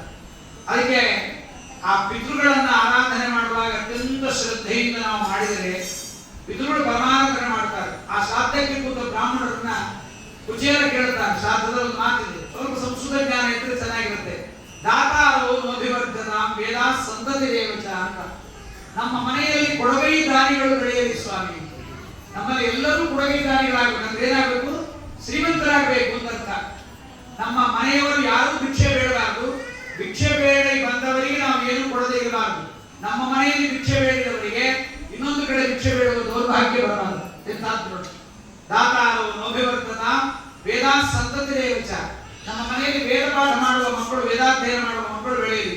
ನಮ್ಮ ಸಂತತಿ ಯಾವತ್ತೂ ಬೆಳೆಯತಕ್ಕಂಥ ನಾವು ದೈವ ಯಾಚನ ಕಂಚಿನ ನಾವು ಯಾರನ್ನೂ ಬೇಡಬಾರದು. ಅವರು ಹೇಳ್ತಾರೆ ದಾತಾರೋ ಹೋಗಿವರ್ಧನ, ನಿಮ್ಮ ಮನೆಯಲ್ಲಿ ದಾತೃಗಳು ಬೆಳೆಯಲಿ ಇಂಥ ಶ್ರಾದ್ದ. ಪುರೋಹಿತರು ಮಂತ್ರ ಹೇಳ್ಬಿಡ್ತಾರೆ. ಪುರೋಹಿತರು ಅವರೇ ಮಂತ್ರ ಹೇಳ್ಬಿಡ್ತಾರೆ. ಯಜಮಾನಿ ಹೇಳಬೇಕು ಮಂತ್ರ, ಯಜಮಾನಿಗೆ ಅರ್ಥ ಹೇಳಿಸ್ಬೇಕು. ಇವರಿಗೆ ಇಂಟ್ರೆಸ್ಟ್ ಇಲ್ಲ, ನೋಡ್ತಾರೆ, ಗೊತ್ತಿಲ್ಲ. ಶ್ರಾದ್ದ ಕೂತವನಿಗೆ ಕೇಶವಾಯ ಸಹ ನೀರು ಕುಡಿಬೇಕು ಅಂತ ಕಲಸನೆ ಎತ್ಕೊಂಡು ಬಿಡ್ತಾರೆ. ಆ ಎಳ್ಳು ಯವ ಎಲ್ಲ ಹಾಕಿರ್ತಾರೆ, ದರ್ಬೆ ಕೂರ್ಚ ಎಲ್ಲ ಅದನ್ನೇ ಎತ್ಕೊಂಡು ಬಿಡ್ತಾನೆ. ಮಾರ ಇದೆಲ್ಲ ಅಂತ ಹೇಳ್ಕೊಡ್ಬೇಕು ಅವನಿಗೆ. ಅವ್ನು ಇನ್ನೂ ಸ್ವಾರಸ್ಯ ಅಂದ್ರೆ ಶ್ರಾದ್ದಕ್ಕೆ ಒಂದು ಆಚಾರ ನೀವು ಹಾಕೊಂಡಿಲ್ಲ, ಅದು ನನಗೂ ಕೂಡ ನಮ್ಮ ಅಪ್ಪ ಹಾಕೋತಾ ಇದ್ದಂತ. ಅವನಿಗೆ ಜನ್ವಾರ ಯಜ್ಞೋಪವೀತ ಅಂತ ಹೇಳಿಕೊಳ್ಳೋದು. ಶ್ರಾದ್ದ ಆದ್ಮೇಲೆ ಬಂದು ಆಚಾರ ಕೊಟ್ಬಿಡ್ತಾನೆ, ಇಟ್ಕೊಳ್ರಿ ಆಚಾರ್ಯ. ಇಂಥ ಜನ ಇರುವಾಗ ಅಂತವ್ರಿಗೆಲ್ಲ ಮಂತ್ರಗಳು ಮಂತ್ರಾರ್ಥಗಳು ಗೊತ್ತಾಗೋದಿಲ್ಲ. ಅದಕ್ಕೆ ಮಂತ್ರಗಳನ್ನ ಮಂತ್ರಾರ್ಥವನ್ನ ತಿಳಿದು ಅದಕ್ಕೆ ಯಯೇವ ವಿದ್ಯೆಯ, ಅದಕ್ಕೆ ಹೇಳ್ತಾರೆ ವಿದ್ಯೆಯಿಂದ ಜ್ಞಾನದಿಂದ ಉಪನಿಷದ ಮಾಡಿದ್ರೆ ಯಾವುದೇ ಒಂದು ಫಲವನ್ನ ಕೊಡುತ್ತೆ ಅಂತ. ಶ್ರಾದ್ದವನ್ನು ಮಾಡ್ತಾನೆ ಕುಚೇಲ. ಶ್ರಾದ್ದವನ್ನು ಮಾಡಿ ಆ ಬಂದ ಬ್ರಾಹ್ಮಣರು ನೋಡ್ತಾರೆ, ನನ್ನ ಮನೆಯಲ್ಲಿ ಇರ್ತಕ್ಕಂಥ ಪದಾರ್ಥಗಳು ಎಲ್ಲವನ್ನು ನೋಡ್ತಾರೆ, ತುಂಬಾ ಬಡವ ಇದ್ದಾನೆ, ಪಾಪ ಗತಿ ಇಲ್ಲ ಅಂತ ಆಶೀರ್ವಾದ ಮಾಡ್ತಾರೆ. ಐಶ್ವರ್ಯಾಭಿವೃದ್ಧಿರಸ್ತು ಅಂತ. ಭಾರಿ ಐಶ್ವರ್ಯ ಬಂದಿರುತ್ತೆ ಅವನಿಗೆ. ಬರುವ ವರ್ಷಕ್ಕೆ ಮನೆ ಮುಂದೆ 4-5 BMW ಕಾರು, ವಿಂಟೇಜ್ ಕಾರುಗಳು, ಬೇಕಾದಂತ ಕಾರುಗಳು ಎಲ್ಲ ಶ್ರೀಮಂತಿಗೆ ಬಂದ್ಬಿಡುತ್ತೆ.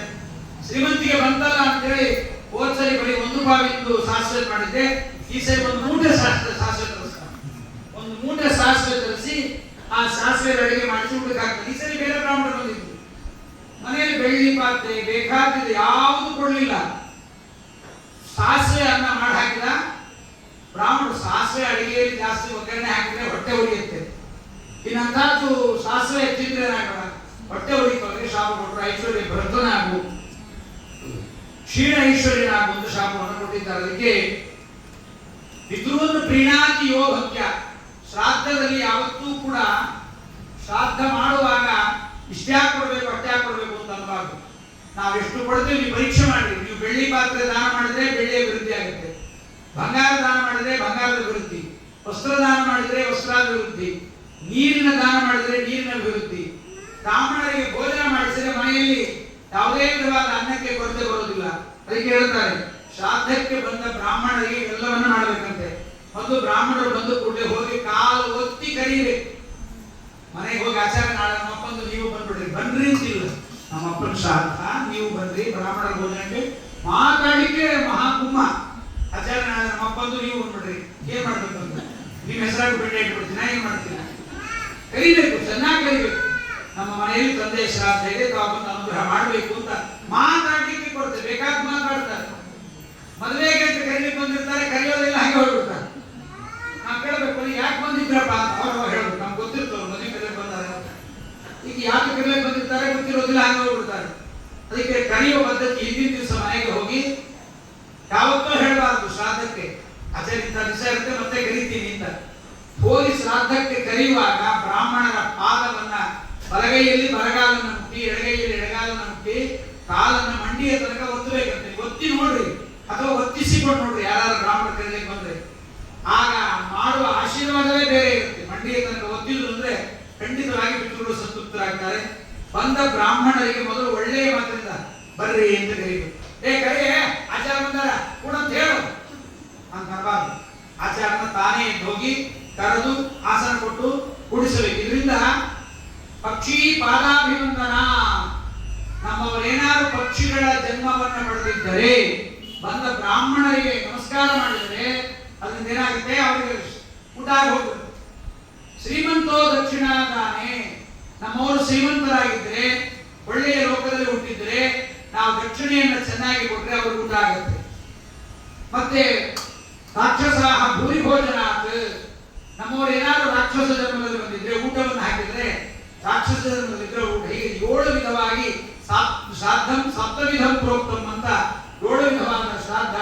ಬಂದವರನ್ನು ಪ್ರೀತಿಯಿಂದ ಕರೀಬೇಕು, ಮಾತಾಡಿಸಬೇಕು, ಅವರನ್ನ ಕೋಪಗೊಳ್ಳಬಾರದು. ಬಂದ್ಬಿಟ್ರೆ ಅಂತೂ ಕರೀತಾರೆ. ಕೆಲವರು ಬಹಳ ಚೆನ್ನಾಗಿ ಕರೀತಾರೆ. ನಮ್ಮ ಕೊನೆ ಮಗಳ ಮದುವೆ ಯಾರನ್ನು ಹಂಚ್ಕೊಂಡಿಲ್ಲ ನೀವು ಬರಬೇಕು ಅಂತ. ಯಾರನ್ನು ಹಂಚ್ಕೊಂಡಿಲ್ಲ ನೀವು ಬರ್ಬೇಕು. ನಾವು ಬರೋರಾಗಿರ್ಬೇಕ ಬರ್ದಿದ್ದವರಾಗಿರ್ಬೇಕ. ನಾವು ಅಲ್ಲ, ಯಾರನ್ನು ಹಂಚ್ಕೊಂಡಿಲ್ಲ ನಮ್ಮ ಮುಂದೆ ಹೇಳ್ಬೇಕು. ನಮ್ಮ ಮನೆಗೆ ಬಂದಿದ್ದೀವಿ, ಬರಲೇಬಾರ್ದಾಗಿತ್ತು. ನಾವು ಯಾರನ್ನು ಹಂಚ್ಕೊಂಡಿಲ್ಲ ಅಂತ ಕರೆಯೋದು, ನೀವು ಬರ್ದಿರ್ತೀರಿ. ಬಂದ ಮೇಲೆ ಅಂತೂ ಬಂದೇ ಬಿಟ್ರ ಏನೋ ಬಂದ ಕುಚ್ಚಿಸ್ಕೊಂಡು ಹೋಗ್ಬೇಕು. ಹಾಗೆ ವಾಪಸ್ಸು ಕರೆಯುವಾಗ ತುಂಬಾ ಗೌರವದಿಂದ ಕರಿಬೇಕು. ಶ್ರಾದ್ದದಲ್ಲಿ ಕೋಪ ಮಾಡಬಾರ್ದು. ಅಕ್ರೋಧನೈಹಿ, ಬೇಡರಿ ಶ್ರಾದ್ದದಲ್ಲಿ ಬೇಡ. ನಾವು ಇನ್ನೊಬ್ಬರ ಮನೆಗೆ ಹೋದ್ರೆ ಗಂಡ ಹೆಂಡತಿ ಜಗಾಡ್ತಿದ್ರೆ ಯಾಕೋ ನಾವು ಬಂದದ್ದು ಇಷ್ಟ ಆಗಲಿಲ್ವೋ ಏನೋ. ಬದುಕಿದ್ದವರಿಗೆ ಹೀಗೆ ಅನಿಸುವಾಗ ಪಿತೃದೇವತೆಗಳಿಗೆ ಅನಿಸೋದೇನು ಆಶ್ಚರ್ಯ. ಅದಕ್ಕೆ ಮನೆಯಲ್ಲಿ ಯಾರು ಬಂದಾಗ ಅವರೆದುರಿಗೆ ಕಿವಿಗೆ ಬೀಳುವಂತೆ ಮಾತಾಡಬಾರ್ದು ಗಟ್ಟಿಯಾಗಿ. ಮಕ್ಕಳಿಗೆ ಎದುರಿಗೆ ಹೊಡೆಯೋದು, ಅವರಿಗೆ ಎದುರಿಗೆ ಅವೆಲ್ಲ ಮಾಡಿದ್ರೆ ಬಂದವರಿಗೆ ಬೇಜಾರಾಗುತ್ತೆ. ಹಾಗೆ ಪಿತೃದೇವತೆಗಳಿಗೂ ಸಹಿತ ಅದಕ್ಕೆ ಶ್ರಾದ್ದ ಮಾಡುವಾಗ ಇದೆಲ್ಲ ಉಂಟು. ಕುಚೇಲನ ಕಥೆಯನ್ನು ಹೇಳಿದ್ದಾರೆ. ಹೆಚ್ಚಂತಿ ಪಿತರ ಕೊಟ್ಟಿ ಪ್ರಜಾಶ್ಚ ವಿಪಲಾಸ್ತದ ಸ್ವರ್ಗಂ ಆರೋಗ್ಯಂ ಏವಾದ ಇರಂಜನೆ ವಿಜಯಿಸಿತು. ಏನು ಬೇಕಾದ್ರೂ ಕೇಳಿ ಪಿತೃದೇವತೆಗಳು ಕೊಡ್ತಾರೆ. ಮಾರ್ಕಂಡೇಯ ಸ್ವರ್ಗಂ ದೇವಕಾರ್ಯಾದ ಮನೆಯ ಪಿತೃಕಾರ್ಯ ವಿಶಿಷ್ಟತೆ. ದೇವತೆಗಳ ಕಾರ್ಯವನ್ನ ಕಡಿಮೆ ಮಾಡಿದ್ರೂ ಪರವಾಗಿಲ್ಲ, ಪಿತೃಕಾರ್ಯದಲ್ಲಿ ಸಂಕೋಚ ಮಾಡಬಾರದು. ತುಂಬಾ ವಿಸ್ತಾರವಾಗಿ ಎಲ್ಲರೂ ಸೇರಿ ಅಡಿಗೆ ಒಲೆ ಹಚ್ಚಬೇಕು, ಎಲ್ಲರೂ ಅಡಿಗೆ ಮಾಡಬೇಕು, ಹೆಂಗಸರೇ ಅಡಿಗೆ ಮಾಡಬೇಕು. ಅವರೇ ಬಡಿಸಿದ್ರೆ ತುಂಬಾ ಪ್ರೀತಿ ಅವರಿಗೆ. ಮತ್ತು ಶ್ರಾದ್ದದ ಅಡಿಗೆ ಮತ್ತು ಪಿಂಡ ಇವೆರಡು ಕೈ ಉಳಿತಾ ಇರಬೇಕಂತೆ. ಬಿಸಿ ಪಿಂಡದ ಅನ್ನ ಕೈ ಸುಟ್ಟು ಹೋಗ್ಬೇಕಂತೆ. ಅದಕ್ಕೆ ಪಿಂಡ ಕಟ್ಟುವಾಗ ಇನ್ನೊಂದು ಪಾತ್ರೆಯಲ್ಲಿ ನೀರಿಟ್ಕೊಂಡಿರ್ತಾರೆ. ಯಾಕೆಂದ್ರೆ ಪಿಂಡದ ಅನ್ನ ಆರಬಾರದು, ಅದು ಜೀವಕಳ. ದೇಹದಲ್ಲಿ ತೇಜಸ್ಸು ಕಡಿಮೆ ಆದ್ರೆ ಏನಾಗುತ್ತೆ, ತಣ್ಣಗಾಗುತ್ತಲ್ವಾ. ಅದಕ್ಕೆ ಅದು ಪಿತೃಗಳ ದೇಹ ಪಿಂಡ ಅದು ಬಿಸಿ ಬಿಸಿ ಬಿಸಿ ಬಿಸಿ ಇರಬೇಕಂತ. ಆ ಅನ್ನವನ್ನ ಪಿಂಡ ಕಟ್ಟಬೇಕಂತ. ಮತ್ತೆ ಪಿತೃಗಳಿಗೆ ಬಿಸಿ ಅನ್ನ. ಅತ್ತೆ ಮಾವಂದರಿಗೆ ಸಾಯಂಕಾಲ ಸಾಮಾನ್ಯವಾಗಿ ಸೊಸೆಂದರಿಗೆ ತುಂಬಾ ಕಷ್ಟ. ಬೆಳಗ್ಗೆ ಅನ್ನ ತಿಂದ್ರೆ ಸಾಕು, ಮತ್ತೆ ಬಿಸಿ ಅನ್ನ. ಅವಂತ ಮತ್ತೆ ಬೆಳಗ್ಗೆ ಅನ್ನ ತಿಂದಿದ್ದು ನಮ್ಮ ಜನದಾಗ ತಿಂದಿಲ್ಲ. ಸೊಸಿ ಬಂದ್ಮೇಲೆ ಬರೀ ಆರನ್ನ ಹಾಕ್ತಾರೆ, 6 ಸಾರು ಹಾಕ್ತಾರೆ ಅಂತ ಅವ್ರಿಗೆ ಬಿಸಿ ಅನ್ನ ಇರ್ತಾರೆ. ಸತ್ತ ಮೇಲೂ ಹಾಗೆ ಅವರಿಗೆ. ಅದು ಸೊಸೆ ಮಾಡಿದ್ರಂತೂ ಬಹಳ ಫಲವಂತದ್ದು. ಅದಕ್ಕೆ ಅಡಿಗೆ ಮಾಡಬೇಕು, ಒಳ್ಳೊಳ್ಳೆ ಅಡಿಗೆಗಳನ್ನು ಮಾಡಬೇಕು. ಉದ್ದಿನ ವಡೆ ಮತ್ತು ಗೋಧಿಯ ಕೆಲ ಪದಾರ್ಥಗಳು ವರ್ಷದ ಗಟ್ಟಲೆ 6 ತಿಂಗಳ ಗಟ್ಟಲೆ ಅವರಿಗೆ ಆಹಾರ ಕೊರತೆ ಬರದಂತೆ ಮಾಡಿಬಿಡುತ್ತಂತೆ. ಆದ್ರಿಂದ ದೇವಕಾರ್ಯಾದ ವಿಮುನೆ ಪಿತೃಕಾರ್ಯದ ವಿಶಿಷ್ಟತೆ. ಶೀಘ್ರ ಪ್ರಸಾದಾಹ, ಬೇಗ ಫಲ ಕೊಡುವರು ಈ ಪಿತೃದೇವತೆಗಳು. ಜೊತೆಗೆ ಶೀಘ್ರ ಪ್ರಸಾದ ಕ್ರೋಧಾಹ, ಕೋಪ ಬರುವಂತವರಿಗೆ ಪಾಪ ಬೇಗ ನಾವು ಕೋಪ ಬರೋ ಹಾಗೆ ಮಾಡಬಾರ್ದು. ಜೊತೆಗೆ ಲೋಕಸ್ಯಾಪ್ಯಾಯನಂ ಸ್ಮೃತಂ, ಲೋಕಕ್ಕೆಲ್ಲ ಮಂಗಳವನ್ನು ಮಾಡ್ತಾರೆ. ಮತ್ತೆ ಪಿತೃದೇವತೆಗಳ ಅನುಗ್ರಹ ಮಾಡಿದರು ಅಂದರೆ ಸ್ಥಿರ ಪ್ರಸಾದಾಹ, ಅವರ ಅನುಗ್ರಹ ಮಾಡಿದ್ರಿಂದ ಸ್ಥಿರವಾಗಿರುತ್ತಂತೆ ಫಲ. ತಾನಮಸ್ವ ಭಾಗವ ಅಂತ ಅವರು ಹೇಳ್ತಾರೆ. ಪಿತೃಭಕ್ತೋಸಿ ವಿಪ್ರಶ್ನೆ ಮದ್ಭಕ್ತಸ್ಯ ವಿಶೇಷತಃ ಅಂತ ಹೀಗೆ ನಿರೂಪಣೆಯನ್ನು ಮಾಡಿಕೊಡ್ತಾರೆ. ಹೀಗೆ ಶ್ರೇಷ್ಠವಾಗಿರ್ತಕ್ಕಂಥ ವಿಚಾರವನ್ನು ಹೇಳಿ ಪಿತೃಕಲ್ಪದಲ್ಲಿ ಯಾರ್ಯಾರು ವಿಚಾರಗಳೇನು ಎಂಬುದನ್ನೆಲ್ಲ ನಿರೂಪಣೆ ಮಾಡಿಕೊಡ್ತಾ ಇದ್ದಾರೆ. ನಿರೂಪಣೆ ಮಾಡಿಕೊಡ್ತಾ ಇರ್ಬೇಕಾದ್ರೆ ಶ್ರಾದ್ದದಲ್ಲಿ ಏನೇನು ಉಪಯೋಗಿಸಿದ್ರೆ ಏನೇನು ಆಗತ್ತೆ ಅನ್ನೋದಕ್ಕೆ ಒಂದು ಕಥೆಯನ್ನ ಹೇಳ್ತಾರೆ. ಶ್ರಾದ್ದದಲ್ಲಿ ಅನೇಕ ಮಂತ್ರಗಳನ್ನು ಹೇಳುವುದು. ಶ್ರಾದ್ದದಲ್ಲಿ ಅನೇಕ ಮಂತ್ರಗಳನ್ನು ಹೇಳ್ತೀವಿ. ಶ್ರಾದ್ದದಲ್ಲಿ ಬಂದ ಬ್ರಾಹ್ಮಣರಿಗೆ ಹೇಳ್ತೀವಿ, ಸ್ವಾಮಿ ಕೋಪಗೊಳ್ಳಬೇಡ್ರಿ, ಅಕ್ರೋಧನೆ ಈ ಶೌಚಪರಿ, ಶುಚಿರ್ಭೂತರಾಗಿರ್ಬೇಕು. ಬಂದ ಬ್ರಾಹ್ಮಣರು ಮೈಗೆ ಸೋಪ್ ಹಚ್ಕೊಳ್ಳದೆ ಕಬ್ಬು ವಾಸನೆ, ಕೂದಲೆಲ್ಲ ಸಿಗುಟಾಗಿರೋಣ, ಒಳಗ ಪಂಚೆ ಉಟ್ಕೊಂಡ್ ಬಂದಿರೋಣ, ಹಲ್ಲು ಉಚ್ಚದೇ ಇರೋಣ. ಇಂಥ ಬ್ರಾಹ್ಮಣರನ್ನ ಕರಿಬೇಕಾದ್ರೆ ಹೇಳ್ತಾರೆ ಬ್ರಾಹ್ಮಣರು ಹೇಗಿರ್ಬೇಕು ಶ್ರಾದ್ದಕ್ಕೆ ಬರೋರು ಅಂತ. ಅವರ ಲಕ್ಷಣಗಳನ್ನು ಹೇಳ್ತಾರೆ, ಬಹಳ ಲಕ್ಷಣಗಳನ್ನು ಹೇಳ್ತಾರೆ. ಶ್ರಾದ್ದಕ್ಕೆ ಬರುವ ಬ್ರಾಹ್ಮಣನ ಬಹಳಷ್ಟು ಲಕ್ಷಣಗಳನ್ನು ಹೇಳ್ತಾರೆ. ಬಂದ ಬ್ರಾಹ್ಮಣ ಬಹಳ ಆಚಾರವಂತರಾಗಿರ್ಬೇಕು, ಶುಚಿರ್ಭೂತರಾಗಿರ್ಬೇಕು, ಬ್ರಹ್ಮವಾದಿಯಾಗಿರ್ಬೇಕು. ಏನಪ್ಪ RCB ಬರ್ತಾ ಇದ್ರು ಸ್ವಲ್ಪ ಹಾಕ್ತಿರೋ ಇಲ್ಲೋ ಅಂತ ಅವ್ರ ಮನೆ ಶ್ರಾದ್ದದವ್ರ ಮನೆಗೆ ಬಂದಾಗ RCB ನೋಡ್ಬೇಕು, DVD ನೋಡ್ಬೇಕು, DCP ನೋಡ್ಬೇಕು, ಯಾವ್ದು ಕ್ರಿಕೆಟ್ ಮ್ಯಾಚ್ ನೋಡ್ಬೇಕು ಹೋಗಬಾರ್ದು. ಅವರು ಶ್ರಾದ್ದಕ್ಕೆ ಬಂದವರು ಶ್ರೇಷ್ಠವಾದ ರೀತಿಯಲ್ಲಿ ಅದನ್ನ ಭಗವಂತನ ವಿಚಾರಗಳನ್ನೇ ಮಾಡ್ತಾ ಇರಬೇಕು. ಶ್ರಾದ್ದದ ದಿವಸ ಮನೆಯಲ್ಲಿ ವಾಮನಾವತಾರದ ಕಥೆಯನ್ನು, ಬಲಿಗ್ರಹದ ಕಥೆಯನ್ನು ಹೇಳಬೇಕಂತೆ. ಪ್ರೇತ ಶ್ರಾದ್ದ ಕಾಲೇವ ತದಾಂತ್ಯಾಯ ಕಲ್ಪನೆ ಇದ್ದಿದ್ದ ಕಠೋಪನಿಷತ್ತಿನ ಪಾರಾಯಣವನ್ನು ಮಾಡಿಸಬೇಕು. ಹೋಮಾನದ ಪಾರಾಯಣ, ಭಾಗವತದ ಪಾರಾಯಣ. ಅದಕ್ಕಾಗಿ ಬೇರೆ ಬ್ರಾಹ್ಮಣರನ್ನು ಆಹ್ವಾನ ಮಾಡಬೇಕು. ಬೇರೆ ಬ್ರಾಹ್ಮಣರು ಅದಕ್ಕಾಗಿ ಬರಬೇಕು, ಅವರಿಗೆ ದಕ್ಷಿಣೆಯನ್ನು ಕೊಡಬೇಕು. ಏನೇನು ನಮ್ಮ ಯೋಗ್ಯತೆ ದೇವರು ಕೊಟ್ಟಿದ್ದಾರೆ ಅಷ್ಟು ಶ್ರಾದ್ದಕ್ಕೆ ವಿನಿಯೋಗ ಮಾಡಿದರೆ ಅಷ್ಟು ಪುನಃ ನಮಗೆ ಬರುತ್ತಂತೆ, ಅಷ್ಟು ಫಲವನ್ನ ಕೊಡುತ್ತೆ. ಶ್ರಾದ್ದದಲ್ಲಿ ಕೋಪ ಮಾಡಬಾರದು. ಒಬ್ಬ ಬ್ರಾಹ್ಮಣ ಏನು ಮಾಡಿದ್ದಾನೆ, ಶ್ರಾದ್ದ ದಿವಸ ಒಬ್ಬರಿಗೆ ಊಟಕ್ಕೆ ಹೇಳಿದ್ದಾರೆ. ಎಷ್ಟೊತ್ತಾದ್ರೂ ಬರಲಿಲ್ಲ. ಅವರು ಶ್ರಾದ್ದಕ್ಕೆಲ್ಲ ರೆಡಿ ಮಾಡಿ ಇಟ್ಕೊಂಡು ಕೂತಿದ್ದಾನೆ. ಬಾಗಿಲು ನಿಂತ್ಕೊಂಡು ಕಾಯ್ತಾ ಇದ್ದಾನೆ, ಬರ್ತಾರೆ ನಮ್ಮ ಬ್ರಾಹ್ಮಣರು ಅಂತ. ಬರಲಿಲ್ಲ. ಯಾರೋ ಒಬ್ಬರು ಬ್ರಾಹ್ಮಣರು ಹೋಗ್ತಾ ಇದ್ರು, ತೇಜಸ್ವಿಗಳಾಗಿದ್ರು. ಸ್ವಾಮಿ ಹೀಗೆ ಅನಾಹುತವಾಗಿ ಮನೆಯಲ್ಲಿ ಶ್ರಾದ್ದಕ್ಕೆ ಬರಬೇಕು, ನಾವು ಬ್ರಾಹ್ಮಣ ಭೋಜನ ಆಗಬೇಕು, ಬರ್ರಿ ಅಂತ ಕಾಲು ಹಿಡಿದು ನಮಸ್ಕಾರ ಮಾಡಿ ಕರೆದ. ಬಂದರು ಬ್ರಾಹ್ಮಣರು. ಶ್ರಾದ್ದಕ್ಕೆ ಕೂಡಿಸಿದ, ಊಟ ಕೂಡಿಸಿದ. ಪಿತೃನ್ ಭವತ್ಸು ಆವಾಹಿಷ್ಯ, ನಿಮ್ಮಲ್ಲಿ ಪಿತೃಗಳನ್ನು ಆವಾಹನ ಮಾಡ್ತೇನೆ ಅಂತ ಆವಾಹನ ಮಾಡಿ ಬಡಿಸ್ತಾ ಇದ್ದಾನೆ. ಮೊದಲು ಶ್ರಾದ್ದದಲ್ಲಿ ಪ್ರಾರಂಭ ಆಗೋದೇ ಊಟ. ಅನ್ನಂಚ ಪಾಯಸ ಭಕ್ಷಂ ಗುರುತಂಚ ವ್ಯಂಜನ. ಅದಕ್ಕೆ ಹೇಳ್ತಾರೆ, ಬರೀ ಎಲೆಗೆ ಅನ್ನ ಬಡಿಸ್ಬೇಡ, ಅದು ಪಿತೃದೇವತೆಗಳಾಗ. ಅದಕ್ಕೆ ಮಕ್ಕಳಿಗೆ ಯಾರ್ಯಾರು ಬಡಿಸ್ಬೇಕಾದ್ರೆ ತುಪ್ಪ ಒಂಚೂರು ಹಾಕಿ, ಉಪ್ಪನ್ನು ಹಾಕಿ, ಅದು ಸ್ಮರಣೆಗಳನ್ನು. ಯಾಕೆಂದ್ರೆ ಶ್ರಾದ್ದವನ್ನು ಮಾಡಿದಾಗ ಅನ್ನಂಚ ಪಾಯಸಂ ಭಕ್ಷಂ, ಅನ್ನ ಬಡಿಸಿ. ಉಡುಪಿಲೆಲ್ಲ ಹಾಗೆ ಪಾಯಸ ಬಡಿಸ್ತಾರೆ, ಇಲ್ಲ ಅನ್ನ ಬಡಿಸಿ ಉಪ್ಪು ಬಡಿಸ್ತಾರೆ, ಹಾಗೆಲ್ಲ ಬಡಿಸಬಾರ್ದು. ಅನ್ನಂಚ ಪಾಯಸ ಭಕ್ಷ ಆಗಬಾರ್ದು. ಅದಕ್ಕೆ ಶ್ರಾದ್ದವನ್ನ ಮಾಡುವ ಸಂದರ್ಭದಲ್ಲಿ ಅದೇ ಪದ್ಧತಿ ನಮ್ಮ ಮನಸ್ಸಿಗೆ ಒಂದು ಹಾಗೆ ಆಗಿತ್ತು ಅಂತ ಹಾಗಾಗಬಾರದು ಅಂತ ಹೇಳಿ ಮೊದಲಿಗೆ ಮಕ್ಕಳಿಗೆ ಬಡಿಸುವಾಗ ಮತ್ತೊಬ್ಬರಿಗೆ ಅನ್ನಂಚ ಪಾಯಸಂ ಭಕ್ಷಂ ಬಡಿಸಬಾರ್ದು. ಬರೇ ಎಲೆ ಬಡಿಸಬಾರ್ದು. ಅನ್ನಕ್ಕೆ ಬಡಿಸಿ, ಎಲೆ ಬಡಿಸಿ, ಉಪ್ಪು ಬಡಿಸಿ, ತುಪ್ಪ ಬಡಿಸಿ ಅನ್ನ ಎಲೆಯಲ್ಲಿ ಬಡಿಸೋದನ್ನ ಮಾಡಬೇಕು. ಅನ್ನಂಚ ಪಾಯಸಂ ಭಕ್ಷಂ ಮುಂದೆ ಭಕ್ಷ್ಯಗಳನ್ನ ಅದಕ್ಕೆ ಹಾಕಬೇಕು. ಮೃದಂಚ ವ್ಯಂಜನ ಅದಕ್ಕೆ ಇದೆಲ್ಲ ಹಾಕಬೇಕು. ಬಡಿಸ್ತಾ ಇದ್ದಾನೆ. ಬಡಿಸುವ ಸಂದರ್ಭದಲ್ಲಿ ಏನಾಗಿದೆ, ಕೆಲವರು ಬಡಿಸ್ತಾರೆ, ಅವ್ರು ಬಡಿಸೋದು ನೋಡಿ ಇನ್ನು ಹಸಿವೆ ಹೆಚ್ಚಾಗಿ ಊಟ ಮಾಡಬೇಕು ಅನ್ಸುತ್ತೆ. ಕೆಲವರು ಬಡಿಸ್ತಾರೆ, ಕರ್ಮ ಯಾವಾಗಾದ್ರೂ ಊಟ ಮುಗಿಯಿತು ಅಂತ ಅನ್ಸುತ್ತೆ. ಕೆಲವರು ಬಡಿಸುವ ಪದ್ಧತಿ ಹಾಗೆ ಹೊಲಸಾಗಿರುತ್ತೆ. ಅದಕ್ಕೆ ಬಡಿಸುವಾಗ ಕೆಲವರು ದೊಡ್ಡ ಸೌಟು ಹಿಡ್ಕೊಂಡು ದೊಡ್ಡ ತಟ್ಟೆಯಲ್ಲಿ ಚೆನ್ನಾಗಿ ದಬ್ಬಿ ಬಡಿಸ್ತಾರೆ. ಇನ್ನು ಕೆಲವರು ಸಣ್ಣ ಪ್ಲೇಟ್ ಹಿಡ್ಕೊಂಡು ಚಮಚದಲ್ಲಿ ದಬ್ಬುತ್ತಾರೆ. ಚಮಚದಲ್ಲಿ ಅದು ದಬ್ಬಿ ನಿಲ್ಲಿಸ್ತಾರೆ. ನಿಲ್ಲಿಸಿ ಹೀಗೆ ನೋಡ್ತಾರೆ, ಸಾಕು ಅಂತಾರ, ಬೇಕಾ ಅಂತಾರ. ಅದಕ್ಕೆ ಈ ಬ್ರಾಹ್ಮಣ ಏನ್ ಮಾಡ್ದ, ಬಡಿಸುವ ಸಂದರ್ಭದಲ್ಲಿ ತಾನೇನ್ ಮಾಡ್ತಾನೆ, ಆ ಬಡಿಸುವಾಗ ಸ್ವಲ್ಪ ಅನಾದರ ಮಾಡಿ ಬಡಿಸ್ತಾನೆ. ಅದು ಗೊತ್ತಾಗುತ್ತದೆ. ನಿಮ್ಮ ಮನೆಗೆ ಬೇಡದೇ ಇದ್ದವ್ರು ಬಂದ್ರೆ ಹೆಂಗಸರು ಕಾಫಿ ಕೊಡ್ತಿರ್ಬೋದು. ನಿಮ್ಮ ಮನೆಗೆ ಬೇಡದೇ ಇದ್ದ ಹೆಣ್ಮಕ್ಳು ಬಂದಿದ್ರು ಅಂದ್ರೆ ಕಾಫಿ ಕಟಕ್ ಅಂತ ಕೂಗ್ತಾರೆ. ಆ ಕುಟ್ಟಿರೋದು ಅರ್ಥ ಮಾಡಿಕೋಬೇಕು. ನಾವು ಬರೋದು ಇಷ್ಟ ಇಲ್ಲ, ನಾವು ಬಂದೀವಿ ಅಂತ ಅರ್ಥ ಅವರು ಕರೆಯೋದು. ಅದಕ್ಕೆ ಇವ್ರು ಏನ್ ಮಾಡಿದ್ದಾನೆ, ಬಡಿಸುವಾಗ ಸ್ವಲ್ಪ ಅನಾದರ ಮಾಡಿದ. ಅನಾದರ ಮಾಡಿದ್ದು ನೋಡಿ ಬಂದ ಬ್ರಾಹ್ಮಣ ಏನ್ ಮಾಡಿದ, ಚಲೋ ಊಟ ಮಾಡೋ ಬ್ರಾಹ್ಮಣ, ಒಳ್ಳೆ ಊಟ, ಚೆನ್ನಾಗಿ ಊಟ ಮಾಡಿಬಿಟ್ಟ. ಊಟ ಎಲ್ಲ ಆಯ್ತು. ಊಟ ಎಲ್ಲ ಆದ್ಮೇಲೆ ಕೊನೆಗೆ ಆದದ್ದೇನಪ್ಪ ಅಂತಂದ್ರೆ, ಶ್ರಾದ್ದದಲ್ಲಿ ಒಂದು ಪ್ರಶ್ನೆ ಬರುತ್ತೆ, ತೃಪ್ತರಾಗಿದ್ದೀರಾ ಅಂತ ಒಂದು ಪ್ರಶ್ನೆ ಬರುತ್ತೆ. ತೃಪ್ತಾಸ್ಥ ಅಂತ ಉತ್ತರ ಆಗಿದ್ದೀರಾ, ಆಗಿದ್ದೀವಪ್ಪ. ಶ್ರಾದ್ದದಲ್ಲಿ ನಾ ಅನ್ನೋ ಮಾತಿದ್ದು, ನಾ ಅಂತ ಅನ್ನಬಾರದು. ಇವನೇನ್ ಮಾಡಿದ ಬಂದ ಬ್ರಾಹ್ಮಣ, ನಂಗೆ ತೃಪ್ತಿ ಆಗಿಲ್ಲ ಅಂದ್ಬಿಟ್ಟ. ಭಾರಿ ಖಂಡಿತವಾಗಿ ಹೋಮಾನಾಚಾರ್ಯ ಖಂಡಿತವಾಗಿ ಮಾತಾಡಬೇಡ, ಇಲ್ಲ ಹೀಗೆ ಎಂದು ಹೀಗೆ ಖಂಡಿತವಾಗಿ ಆಗಿಲ್ಲ ಅಂದ್ರೆ ನಾ ಅಂದ ಕೂಡಲೇ ಶ್ರಾದ್ದ ಘಾತ ಆಗೋದು. ಶ್ರಾದ್ದ ಘಾತ ಆಗಿ ಮತ್ತೆ ಹೊಸ ಅಡಿಗೆ ಮಾಡ್ಬೇಕೆಲ್ಲ ಮಾಡಬೇಕು. ಹಾಗೆ ಈ ಮನೆ ಯಜಮಾನ ಸಾಮಾನ್ಯ ಅಲ್ಲ, ಭಾರಿ ವ್ಯಕ್ತಿ, ಕೈಯಲ್ಲಿ ನೀರು ಹಾಕೊಂಡಲ್ಲ, ರಾಕ್ಷಸ ಬಂದಿದ್ಯಾ ಯಾರೋ ನಮ್ಮ ಮನೆಗೆ, ಶ್ರಾದ್ದದ ಎಲ್ಲ ಊಟ ಮಾಡಿದ್ಯಾ, ಶ್ರೀಖಂಡ ತಿಂದಿದ್ಯಾ, ಪೂರಿ ತಿಂದಿದ್ಯಾ, ಹಲ್ವಾ ತಿಂದಿದ್ಯಾ, 2 kg ಉದ್ದಿನ ಬೇಳೆನ ಹಾಕಿದ್ದು ಅಷ್ಟು ಹೊಡಿ ತಿಂದಿದ್ದಿ ಬ್ರಾಹ್ಮಣ, ತೃಪ್ತಿಯಾಗಿಲ್ಲ ಅಂತ ನೀನು ಚಂಡಾಲ ಶಾಪ ಹೊಡಿತಿ, ನೀರನ್ನ ಕುಕ್ಕೆ ಬಿಟ್ಟು ಮಾಡಿದ್ದಿ. ಈ ಬ್ರಾಹ್ಮಣ ಊಟಕ್ಕೆ ಬಂದವನು ಯಾರೋ ಶ್ರಾದ್ದ ಊಟಕ್ಕೆ ಬರೋ ದರಿದ್ರ ಬ್ರಾಹ್ಮಣನಲ್ಲ, ಕಾಚಿ ಕುಚಿ ಬ್ರಾಹ್ಮಣನಲ್ಲ, ಭಾರಿ ಶ್ರೇಷ್ಠ ಬ್ರಾಹ್ಮಣ. ಅವನು ಏನ್ ಮಾಡಿದ, ಆ ನೀರನ್ನು ಬಿಸಾಕಿದ ಕೂಡಲೇ ಅಲ್ಲೇ ತಿಷ್ಠ ಅಂತ ನೀರು, ಆ ನೀರು ಅಲ್ಲೇ ನಿಂತೋಯ್ತು. ಇವರಿಗೆ ನರಕ ಪ್ರಾರಂಭ ಆಯ್ತು. ಯಾರೋ ನಾವು ಸಾಮಾನ್ಯರು ತಿಳಿದಿದ್ದೆ, ಭಾರಿ ಬ್ರಾಹ್ಮಣರು ಬಂದಿದ್ದಾರೆ, ಇದು ಬಹಳ ಅನ್ಯಾಯ ಆಯ್ತು, ಸ್ವಾಮಿ ಕಾಲು ಹಿಡ್ಕೊಂಡು ತಪ್ಪಾಯ್ತು, ಕ್ಷಮಾಪಣೆ ಮಾಡಿ. ಇಷ್ಟು ತಿಂದು ನೀವು ತೃಪ್ತಿಯಾಗಿಲ್ಲ ಅಂತ ಯಾಕಂದ್ರೆ, ನೀ ಬಡಿಸೋದು ಯಾಕೆ ಅನಾದರವಾಗಿ ಬಡಿಸಿದಿ ಅಂದ್ರು. ನಾನು ಚೆನ್ನಾಗಿ ಊಟ ಮಾಡ್ತಾ ಇದ್ದೀನಿ, ಊಟ ಮಾಡೋದು ಸಂತೋಷ ಪಡ್ಬೇಕು. ಊಟ ಮಾಡುವಂತಹ ಬ್ರಾಹ್ಮಣರು ಅಂದ್ರೆ ಪ್ರೀತಿಯಿಂದ ಅವರು ಕೆಲವರೆಲ್ಲ ಊಟ ಮಾಡುವ ಪದ್ಧತಿ ಇರ್ತೀವಿ. ಕಡುಬು ಸುಮ್ಮನೆ ಹಾಗೆ ಇಟ್ಟಿದ್ರು ಅಂದ್ರೆ ಊಟ ಮಾಡೋ ಬ್ರಾಹ್ಮಣ ಅಲ್ಲ ಅಂತ. ಕಡುಬು ಒಡೆದು ಹೊಟ್ಟೆ ಸೀಳಿದ್ರು ಅಂದ್ರೆ ತುಪ್ಪ ತುಂಬಿಸು ಅಂತ ಅರ್ಥ. ಅವರು ತುಪ್ಪ ಹಾಕ್ತಾ ಇದ್ರು ಸುಮ್ಮನೆ, ಅದು ಕೆಲವರು ತುಪ್ಪ ಬಡಿಸ್ತಾ ಇರ್ತಾರೆ, ಬಾಳೆಯಲ್ಲಿ ಸುತ್ಕೊಂಡು ಸುಮ್ಮನೆ ಹಿಂಗ್ ಬರ್ತಿರ್ತಾರೆ. ಅದಕ್ಕೆ ನಾನು ಬೀಚಿ ಹೇಳ್ತಾನೆ, ತುಪ್ಪ ಅಂದ್ರೆ ಏನು ಅಂದ್ರೆ ಚಮಚದಿಂದ ಪಾತ್ರೆಗೆ ಬಡಿಯುವುದಕ್ಕೆ ತುಪ್ಪ ಅಂದ್ರೆ ಹೆಸರು. ಚಮಚದಿಂದ ಸ್ಪೂನಿಂದ ಪಾತ್ರೆಗೆ ಬಡಿಯುವುದೇ ತುಪ್ಪ ಅಂತ. ಅದಕ್ಕೆ ತುಪ್ಪ ಅಂದ್ರೆ ಚೆನ್ನಾಗಿ ಬಡಿಸ್ಬೇಕು. ಅವನು ಸುಮ್ಮನೆ ಇದ್ದ ಅಂದ್ರೆ ಮುಂದಕ್ಕೆ ಹೋಗೋದಲ್ಲ, ಸಾಕು ಅನ್ನೋದಾಗಿ ಪದ್ಧತಿ, ಊಟದಲ್ಲಿ ಪದ್ಧತಿ ತಿಳಿಬೇಕು.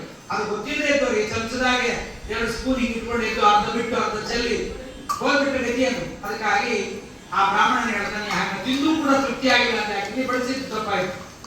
ಆಗ ಮತ್ತೆ ನನ್ನ ಶ್ರಾದ್ದ ಘಾತ ಆಯ್ತಲ್ಲ ಅಂತ, ಶ್ರಾದ್ದ ಏನು ಘಾತ ಆಗಿಲ್ಲ, ಇವಾಗ ಹೇಳ್ತೀನಿ ಕೇಳೋದು. ಪುರುಷ ಸೂಕ್ತದ ಪಾರಾಯಣ ಮಾಡುವುದು ಅಂತ ಹೇಳ್ತಾರೆ. ಪುರುಷ ಸೂಕ್ತದ ಪಾರಾಯಣ ಮಾಡಿದ ಕೂಡಲೇ ಶ್ರಾದ್ದದ ಘಾತದ ಪ್ರಹಾರ ಆಗಲಿಕ್ಕೆ ಅವತ್ತಿಂದ ಪ್ರಾರಂಭ ಮಾಡ್ತಾರೆ.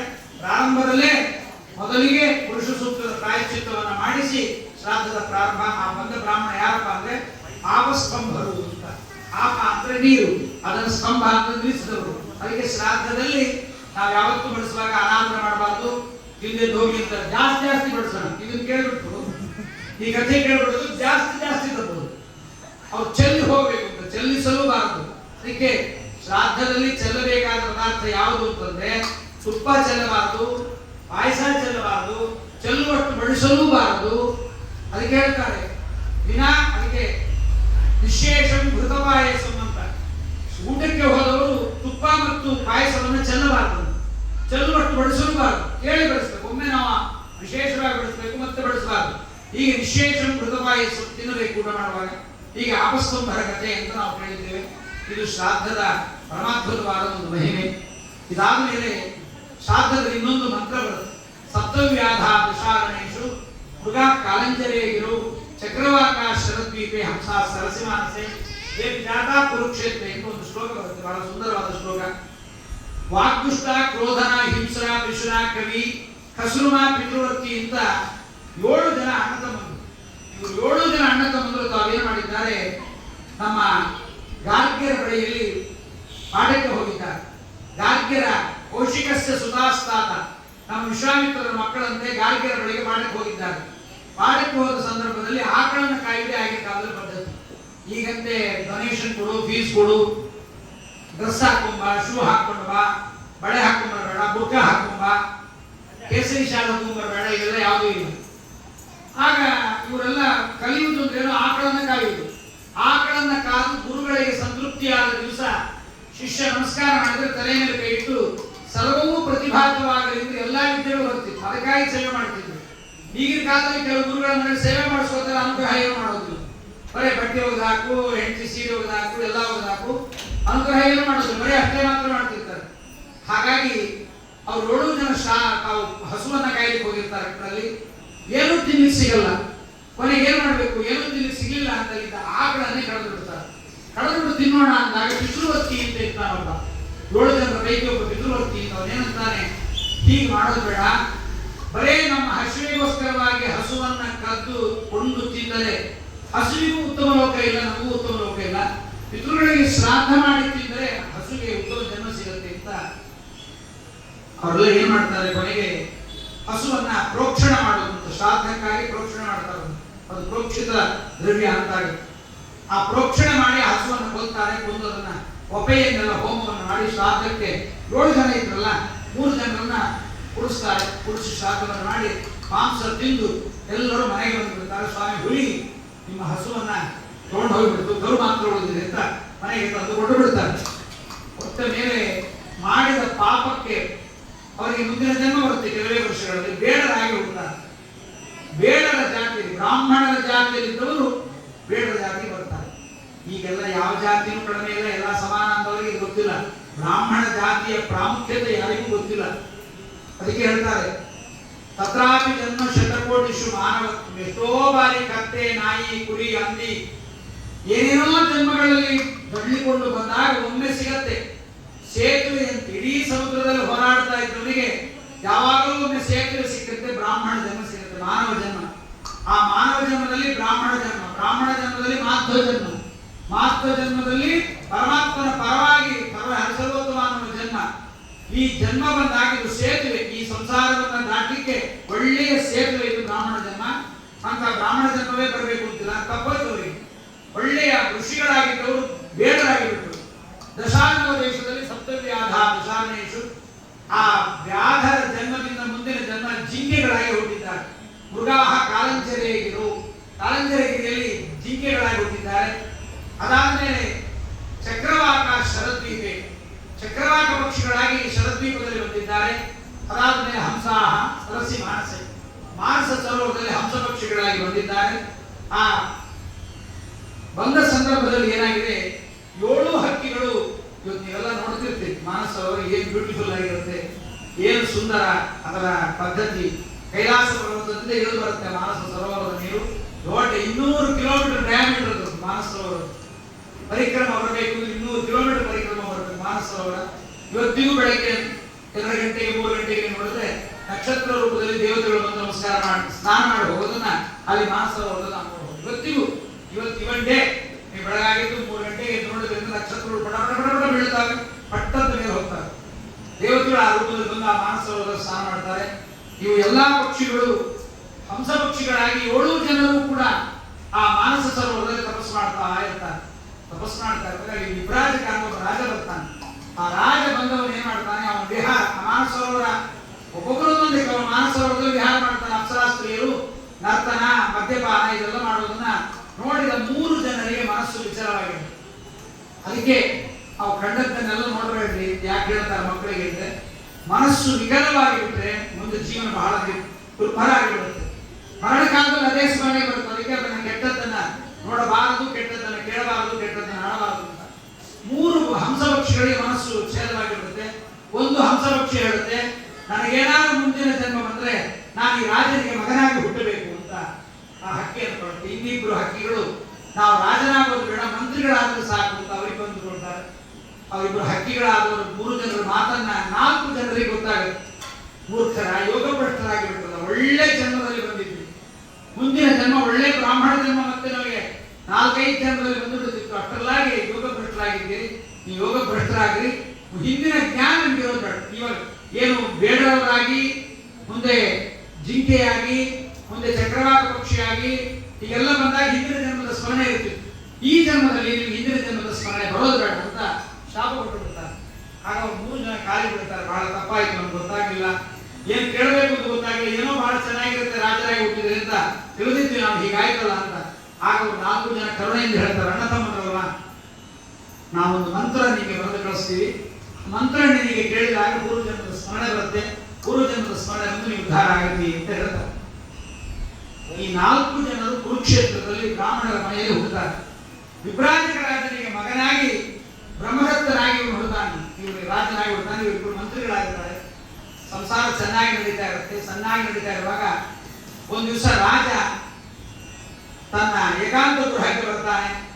ಹಾಸಿಗೆ ಮೇಲೆ ಮಲಗಿರ್ತಾನೆ. ಮಲಗಿದವನು ಹೆಂಡತಿ ಪಕ್ಕದಲ್ಲಿ ಮಲಗಿದ್ದಾನೆ. ಹೀಗೆ ನೋಡ್ತಾ ಕೂತಿದ್ದ ರಾಜ ತುಂಬಾ ಜೋರಾಗಿ ನಗುತ್ತಾನೆ. ಅದನ್ನು ನೋಡಿದ ಹೆಂಡತಿ, ಯಾರನ್ನು ಜ್ಞಾಪಿಸ್ಕೊಂಡು ನಗ್ತಾ ಇದ್ದೀನಿ, ನಾನು ಚೆನ್ನಾಗಿಲ್ಲ ಅಂತ ಜ್ಞಾಪಿಸ್ಕೊಂಡು ನಗ್ತಾ ಇದ್ದ, ಯಾರು ಯಾರ ಮನಸ್ಸಿಗೆ ಬಂದವಳು ಯಾರು, ನಾನು ಜಗಳ ಪ್ರಾರಂಭ ಆಗುತ್ತೆ.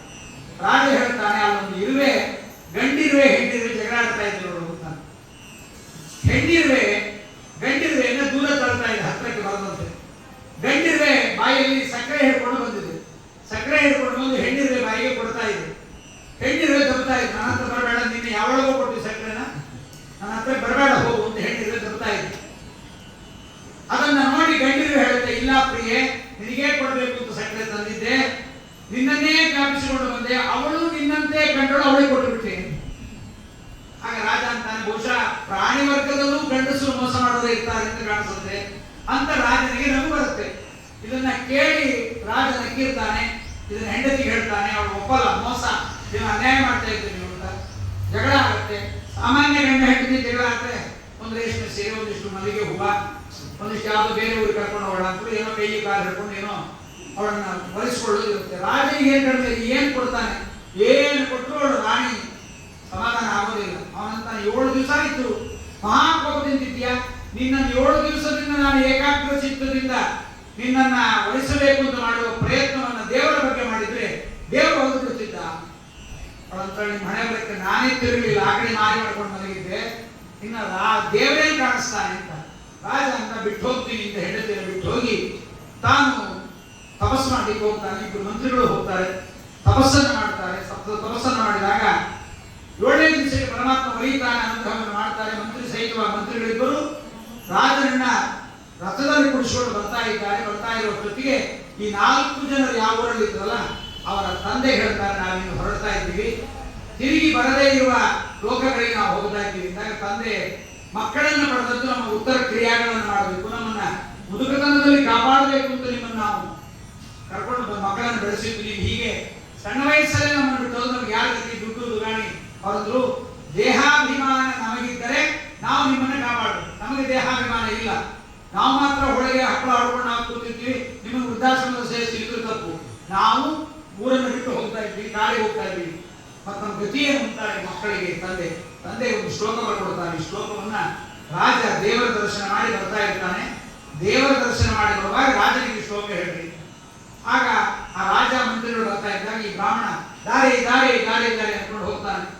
ಹೋಗಿ ರಾಜನ ಬಳಿಯಲ್ಲಿ ಸಪ್ತವ್ಯಾಧ ದಶಾನೇಶು ಮೃಗ ಕಾಲಂಜರಿಗಿರೋ ಚಕ್ರವಾಕ ಶರದ್ವೀಪೆ ಹಂಸ ಸರಸಿಮಾಂಸೆ ಕೇಪಿಜಾತ ಕುರುಕ್ಷೇತ್ರೆ ಬ್ರಾಹ್ಮಣ ವೇದಪಾರಗಾಹ ಪ್ರಸ್ಥಿತಾಃ ದೀರ್ಘಮತ್ವಾನ್ ಯೂಯಂ ಕಿಮೋಸೀಕತ ಅಂತ ಶ್ಲೋಕ ಹೇಳಿದ ಕೂಡಲೇ ಮಂತ್ರಿ ರಾಜ 3 ಜನಕ್ಕೂ ಮೂರ್ಛಾ ಬರುತ್ತೆ, ಕೆಳಗೆ ಬಿದ್ದು ಬಿಡ್ತಾರೆ. ಕೆಳಗೆ ಬಿದ್ದು ಜನ ಎಲ್ಲ ಬೈತಾರೆ, ಏನ್ ಮಂತ್ರ ಹಾಕಿಬಿಟ್ಟು ಬ್ರಾಹ್ಮಣ ರಾಜ ಎಲ್ಲ ಕೆಳಗೆ ಬಿದ್ದು ನೀರು ಹೊಡೆದಿರ್ತಾರೆ. ಆಗ ರಾಜನಿಗೆ ಮಂತ್ರಿಗಳಿಗೆ ಇಬ್ಬರಿಗೂ ತಮ್ಮ ಪೂರ್ವಜನ್ಮದ ಸ್ಮರಣೆ ಬರುತ್ತೆ. ಅವ್ರು ಎಲ್ಲಿದ್ದಾರೆ ಎಂದು ಕೇಳ್ತಾನೆ ರಾಜ. ಅವ್ರು ಹೊರಟಿದ್ದಾರೆ ಅಂತ ತಕ್ಷಣ ಬ್ರಾಹ್ಮಣನ ಕರ್ಕೊಂಡು ಬೇಕಾದಷ್ಟು ದಾನ ಧರ್ಮ ಎಲ್ಲ ಮಾಡಿ ಬೇಕಾದಷ್ಟು ಗ್ರಾಮಗಳನ್ನ ಪಟ್ಟಣಗಳನ್ನ ಬ್ರಾಹ್ಮಣನ ಕೊಟ್ಟು ನಮ್ಮನ್ನು ಉದ್ಧಾರ ಮಾಡಿ ಬ್ರಾಹ್ಮಣನ ಕಳಿಸಿ ಹೆಂಡತಿ ಬಂದು ಹೇಳ್ತಾಳೆ, ಹೆಂಡತಿ ಸಂತತಿ ಸಾವಿರವಾಗಲಿ, ದಂಡಿಗೆ ಬೆತ್ತ ಹಿಡಿಸಿದಳಯ್ಯ, ನಾವು ರಾಜರು ಅಹಂಕಾರಕ್ಕೊಳಗಾಗಿದ್ದೆ, ಈ ದೂರ ಮಾಡಿದ್ರಿಂದ ದೇವರ ದರ್ಶನ ಆಯಿತು, ನಾನು ಯಾರು ಗೊತ್ತಾಯಿತು, ನಾವು ಹೊರಡ್ತೀನಿ ಇಂದ ಗಂಡ. ಆ ಹೆಂಡತಿ ಸನ್ನತಿ ಅಂತ ಅವಳ ಹೆಸರು. ಅವಳನ್ನು ನಾನು ಬರ್ತೀನಿ ಎಂದು ಒಂದು ಇರೇ ಜಗಳಕ್ಕೆ ಹೀಗಾಯ್ತು, ಜಿಂಕೆ ಜಗಳ, ಆನೆ ಜಗಳ, ಕುದುರೆ ಜಗಳ, ಹಕ್ಕಿ ಜಗಳ ಎಲ್ಲ ನಾನೆಲ್ಲ ಹೇಳ್ತಾ ಕೂಡಲೇ ಬೇಡ ಅಂತ ಅವಳು ಕೇಳ್ತಾಳೆ. ನಾನು ಯಾರು ಗೊತ್ತೇನು ಅಂತ ಹೇಳ್ತೀನಿ.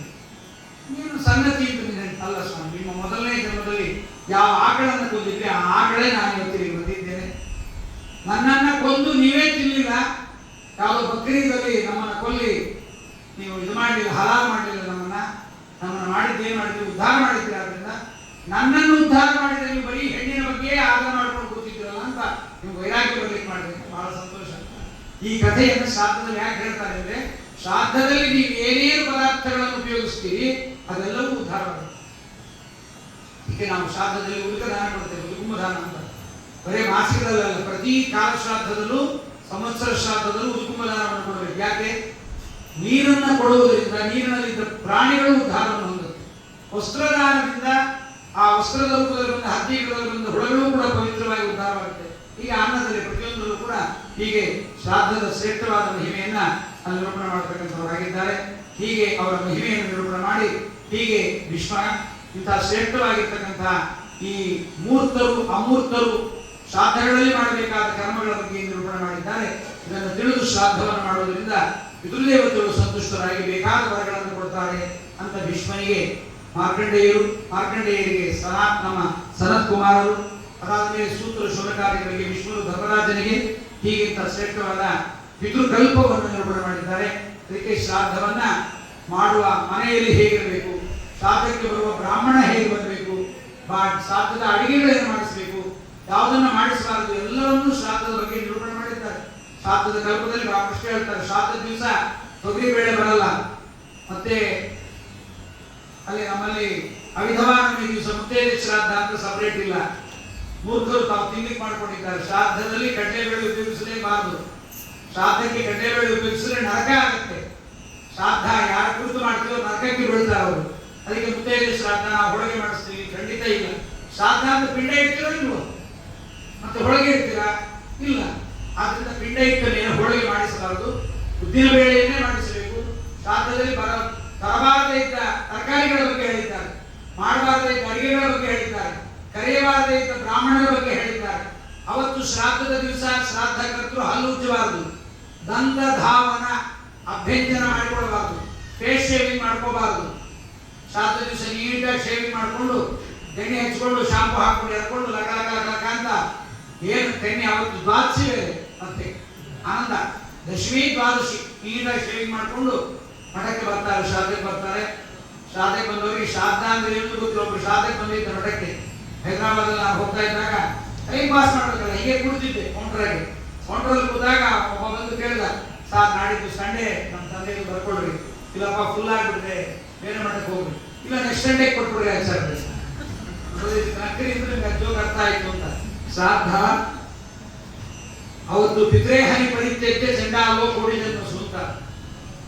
ತಂದೆಯ ಶ್ರಾದ್ದದ ದಿವಸವನ್ನು ಬಿಟ್ಟು ಬೇರೆ ದಿವಸ ಶ್ರಾದ್ದ ಮಾಡಿದ್ರೆ ಕೋಟಿ ಜನ್ಮಗಳಲ್ಲಿ ಅವನು ಚಂಡಾಲನಾಗಿ ಹುಡ್ತಾನೆ. ಶ್ರಾದ್ದದ ದಿವಸ ಶ್ರಾದ್ದ ಮಾಡಲಿಕ್ಕಾಗದೇ ಉಪವಾಸ ಮಾಡಿ ಮಾರನೇ ದಿವಸ ಶ್ರಾದ್ದ ಮಾಡಬೇಕು. ದಾರಿದ್ರ್ಯ ಬಂದಿತ್ತು, ನನಗೇನು ಶ್ರಾದ್ದ ಮಾಡಿ ಗತಿ ಇಲ್ಲ ಅಂದ್ರೆ 3 ಹಿಡಿ ಹುಲ್ಲನ್ನು ಕಿತ್ತು ಪಿತೃಪಿತಾಮಹರಿಗೆ ಅಂತ ಶ್ರಾದ್ದಕ್ಕೆ ಕೊಟ್ಟರು, ಪಿತೃದೇವತೆಗಳು ಸಂತುಷ್ಟರಾಗ್ತಾರೆ. ಇದು ಅದು ಇರಲಿಲ್ಲ, ಸ್ವಾಮಿ ಹುಲ್ಲಿಲ್ಲ. ನಾನು ಬೆಂಗಳೂರಲ್ಲಿದ್ದಾಗ ಕಾರ್ಗಿಲ್ ಯುದ್ಧ ನಡೀತಾ ಇತ್ತು, ಅಲ್ಲಿದ್ದಾನೆ ಪಾಪ ಬ್ರಾಹ್ಮಣ, ಅವರ ಅಪ್ಪನ ಶ್ರಾದ್ದ ಮಾಸಿಕ. ಫೋನ್ ಮಾಡ್ತಾ ಇರ್ತಾನೆ ಅಲ್ಲಿಂದ ಸ್ಯಾಟಲೈಟ್ ಫೋನಲ್ಲಿ, ಆಚಾರ್ಯ ನಮ್ಗೆ ಹೀಗಾಗಿದೆ, ಏನ್ ಮಾಡಿ? ಏನಿಲ್ಲಪ್ಪ, 3 ಅಡಿ ಮಣ್ಣು ತೆಗೆದು ತೂರಿ ಬಿಡು ಮೇಲಕ್ಕೆ. 3 ಅಡಿ ನಿಮ್ಮ ತಂದೆ ತಾತ ಮುತ್ತಾತನ ಹೆಸರು ಹೇಳಿ 3 ಅಡಿ ಮಣ್ಣು ತೂರಿ. ಇದು ಆಪದ್ಧರ್ಮ ರೀ, ಇದು ಹೇಳ್ಬಿಟ್ಟು ಇದನ್ನೇ ಮಾಡಿ ಸ್ಟಾರ್ಟ್ ಮಾಡ್ಬಿಡ್ತಾರೆ. ಮನೆಗೆ ನಿಂತಿರೋದು 10 ಜನ ಮಕ್ಕಳಿಂದ 10 ಜನ ಇನ್ನೊಬ್ಬರ ಮನೆ ಮೇಲೆ ಮಣ್ಣು ತೂರಿ ಬಿಡೋದು, ಅವ್ರ ಮನೆ ಮೇಲೆ ಮಣ್ಣು ತೂರಿ ಬಿಟ್ಟರೆ ವ್ಯತ್ಯಾಸ ಆಗ್ಬಿಡೋದು. ಅದಕ್ಕೆ ಆಪದ್ಧರ್ಮ ಹೇಳಬಾರ್ದು ಅವತ್ತು ಕೂಡ. ಈ ಆಪದ್ಧರ್ಮಗಳನ್ನ ಸಂಕ್ಷಿಪ್ತ ದೇವ ಪೂಜಾ ಪದ್ಧತಿ ಅಂತ 3 ನಿಮಿಷಕ್ಕೆ ಮುಗಿದೋಗುತ್ತೆ. ಪೀಠಾಭರಣ ಇಲ್ಲ, ಯಾವುದೂ ಇಲ್ಲ, ಯಾವ ದೇವತೆ ಇಲ್ಲ, ಮತ್ತೊಂದಿಲ್ಲ, ಆವಾಹನ ಇಲ್ಲ, ಮಾತೃಕನ್ಯಾಸ ಇಲ್ಲ, ತತ್ವನ್ಯಾಸ ಇಲ್ಲ, ಏನು ದೇವ ಪೂಜೆ ಮುಗಿದೋಗ್ಬಿಡುತ್ತೆ. ಅದಕ್ಕೆ ಆಪದ್ಧರ್ಮ ಹೇಳಬಾರ್ದು. ಹೀಗೆ ಶ್ರಾದ್ದವನ್ನು ಮಾಡೋದ್ರಿಂದ ಎಲ್ಲರೂ ಶ್ರಾದ್ದ ಮಾಡಿದ್ದಾರೆ. ಪರಮಾತ್ಮ ಸಾಕ್ಷಾತ್ ನಮ್ಮ ರಾಮಚಂದ್ರನು ಶ್ರಾದ್ದವನ್ನು ಮಾಡ್ತಾನೆ, ಕೃಷ್ಣ ಶ್ರಾದ್ದ ಮಾಡಲಿಕ್ಕೆ. ಅದಕ್ಕೆ ಒಬ್ಬ ಬ್ರಾಹ್ಮಣ ತಾನೇನ್ ಮಾಡಿದ್ದಾನೆ, ದೇಶಾವರಿ ಬ್ರಾಹ್ಮಣ, ಅವನಿಗೆ ಒಬ್ಬ ಬ್ರಾಹ್ಮಣ 10,000 ರೂಪಾಯಿ ಕೊಟ್ಟು ಕಳಿಸಿದ್ದ.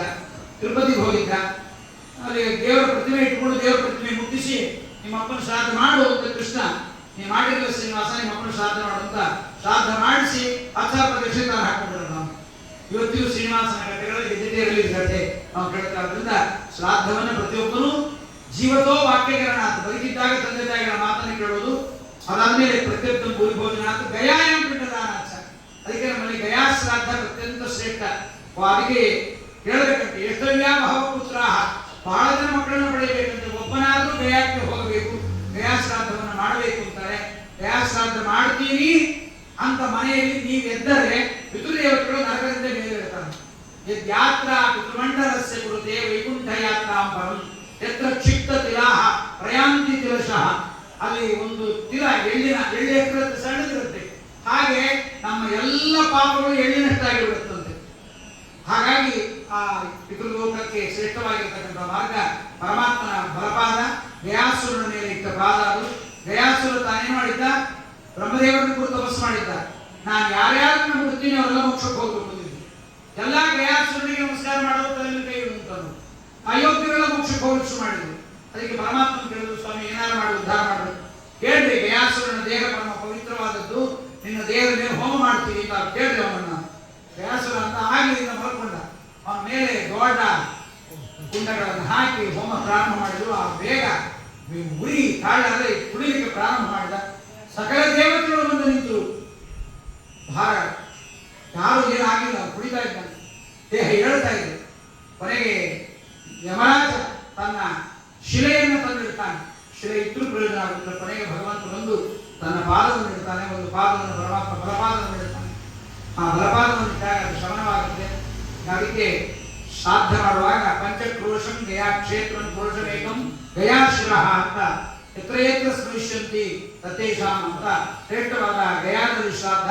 ಗಯಾ ಶ್ರಾದ್ದದಿಂದ ಪಿತೃಗಳೆಲ್ಲರೂ ಕೂಡ ಮುಕ್ತರಾಗುತ್ತಾರೆ. ಹೀಗೆ ಶ್ರೇಷ್ಠವಾಗಿರ್ತಕ್ಕಂಥ ಗಯಾ ಮಹಿಮೆ ಇವುಗಳೆಲ್ಲವನ್ನೂ ಕೂಡ ನಿರ್ಮಾಣ ಮಾಡಿದ್ದಾರೆ. ಮುಂದೆ ಈ ಶ್ರೇಷ್ಠವಾದ ಪಿತೃಗಳ ವಿಚಾರವನ್ನು ಹೇಳಿ ಮುಂದೆ ಸೂರ್ಯನ ವಂಶದ ಕಥೆ ಮಧ್ಯದಲ್ಲಿ ಬಂದಿದ್ದು ಶ್ರಾದ್ದದ ಮಹಿಮೆ. ಮುಂದೆ ಏನು ಹೇಳ್ತಾರೆ ಮೊದಲ 4 ನಿಮಿಷದಲ್ಲಿ ವಿವರಣೆ ಮಾಡ್ತಾರೆ. ಶ್ರೀ ಕೃಷ್ಣಾರ್ಪಣ ನಮಸ್ಕಾರ. ಹರೇ ನಮಃ.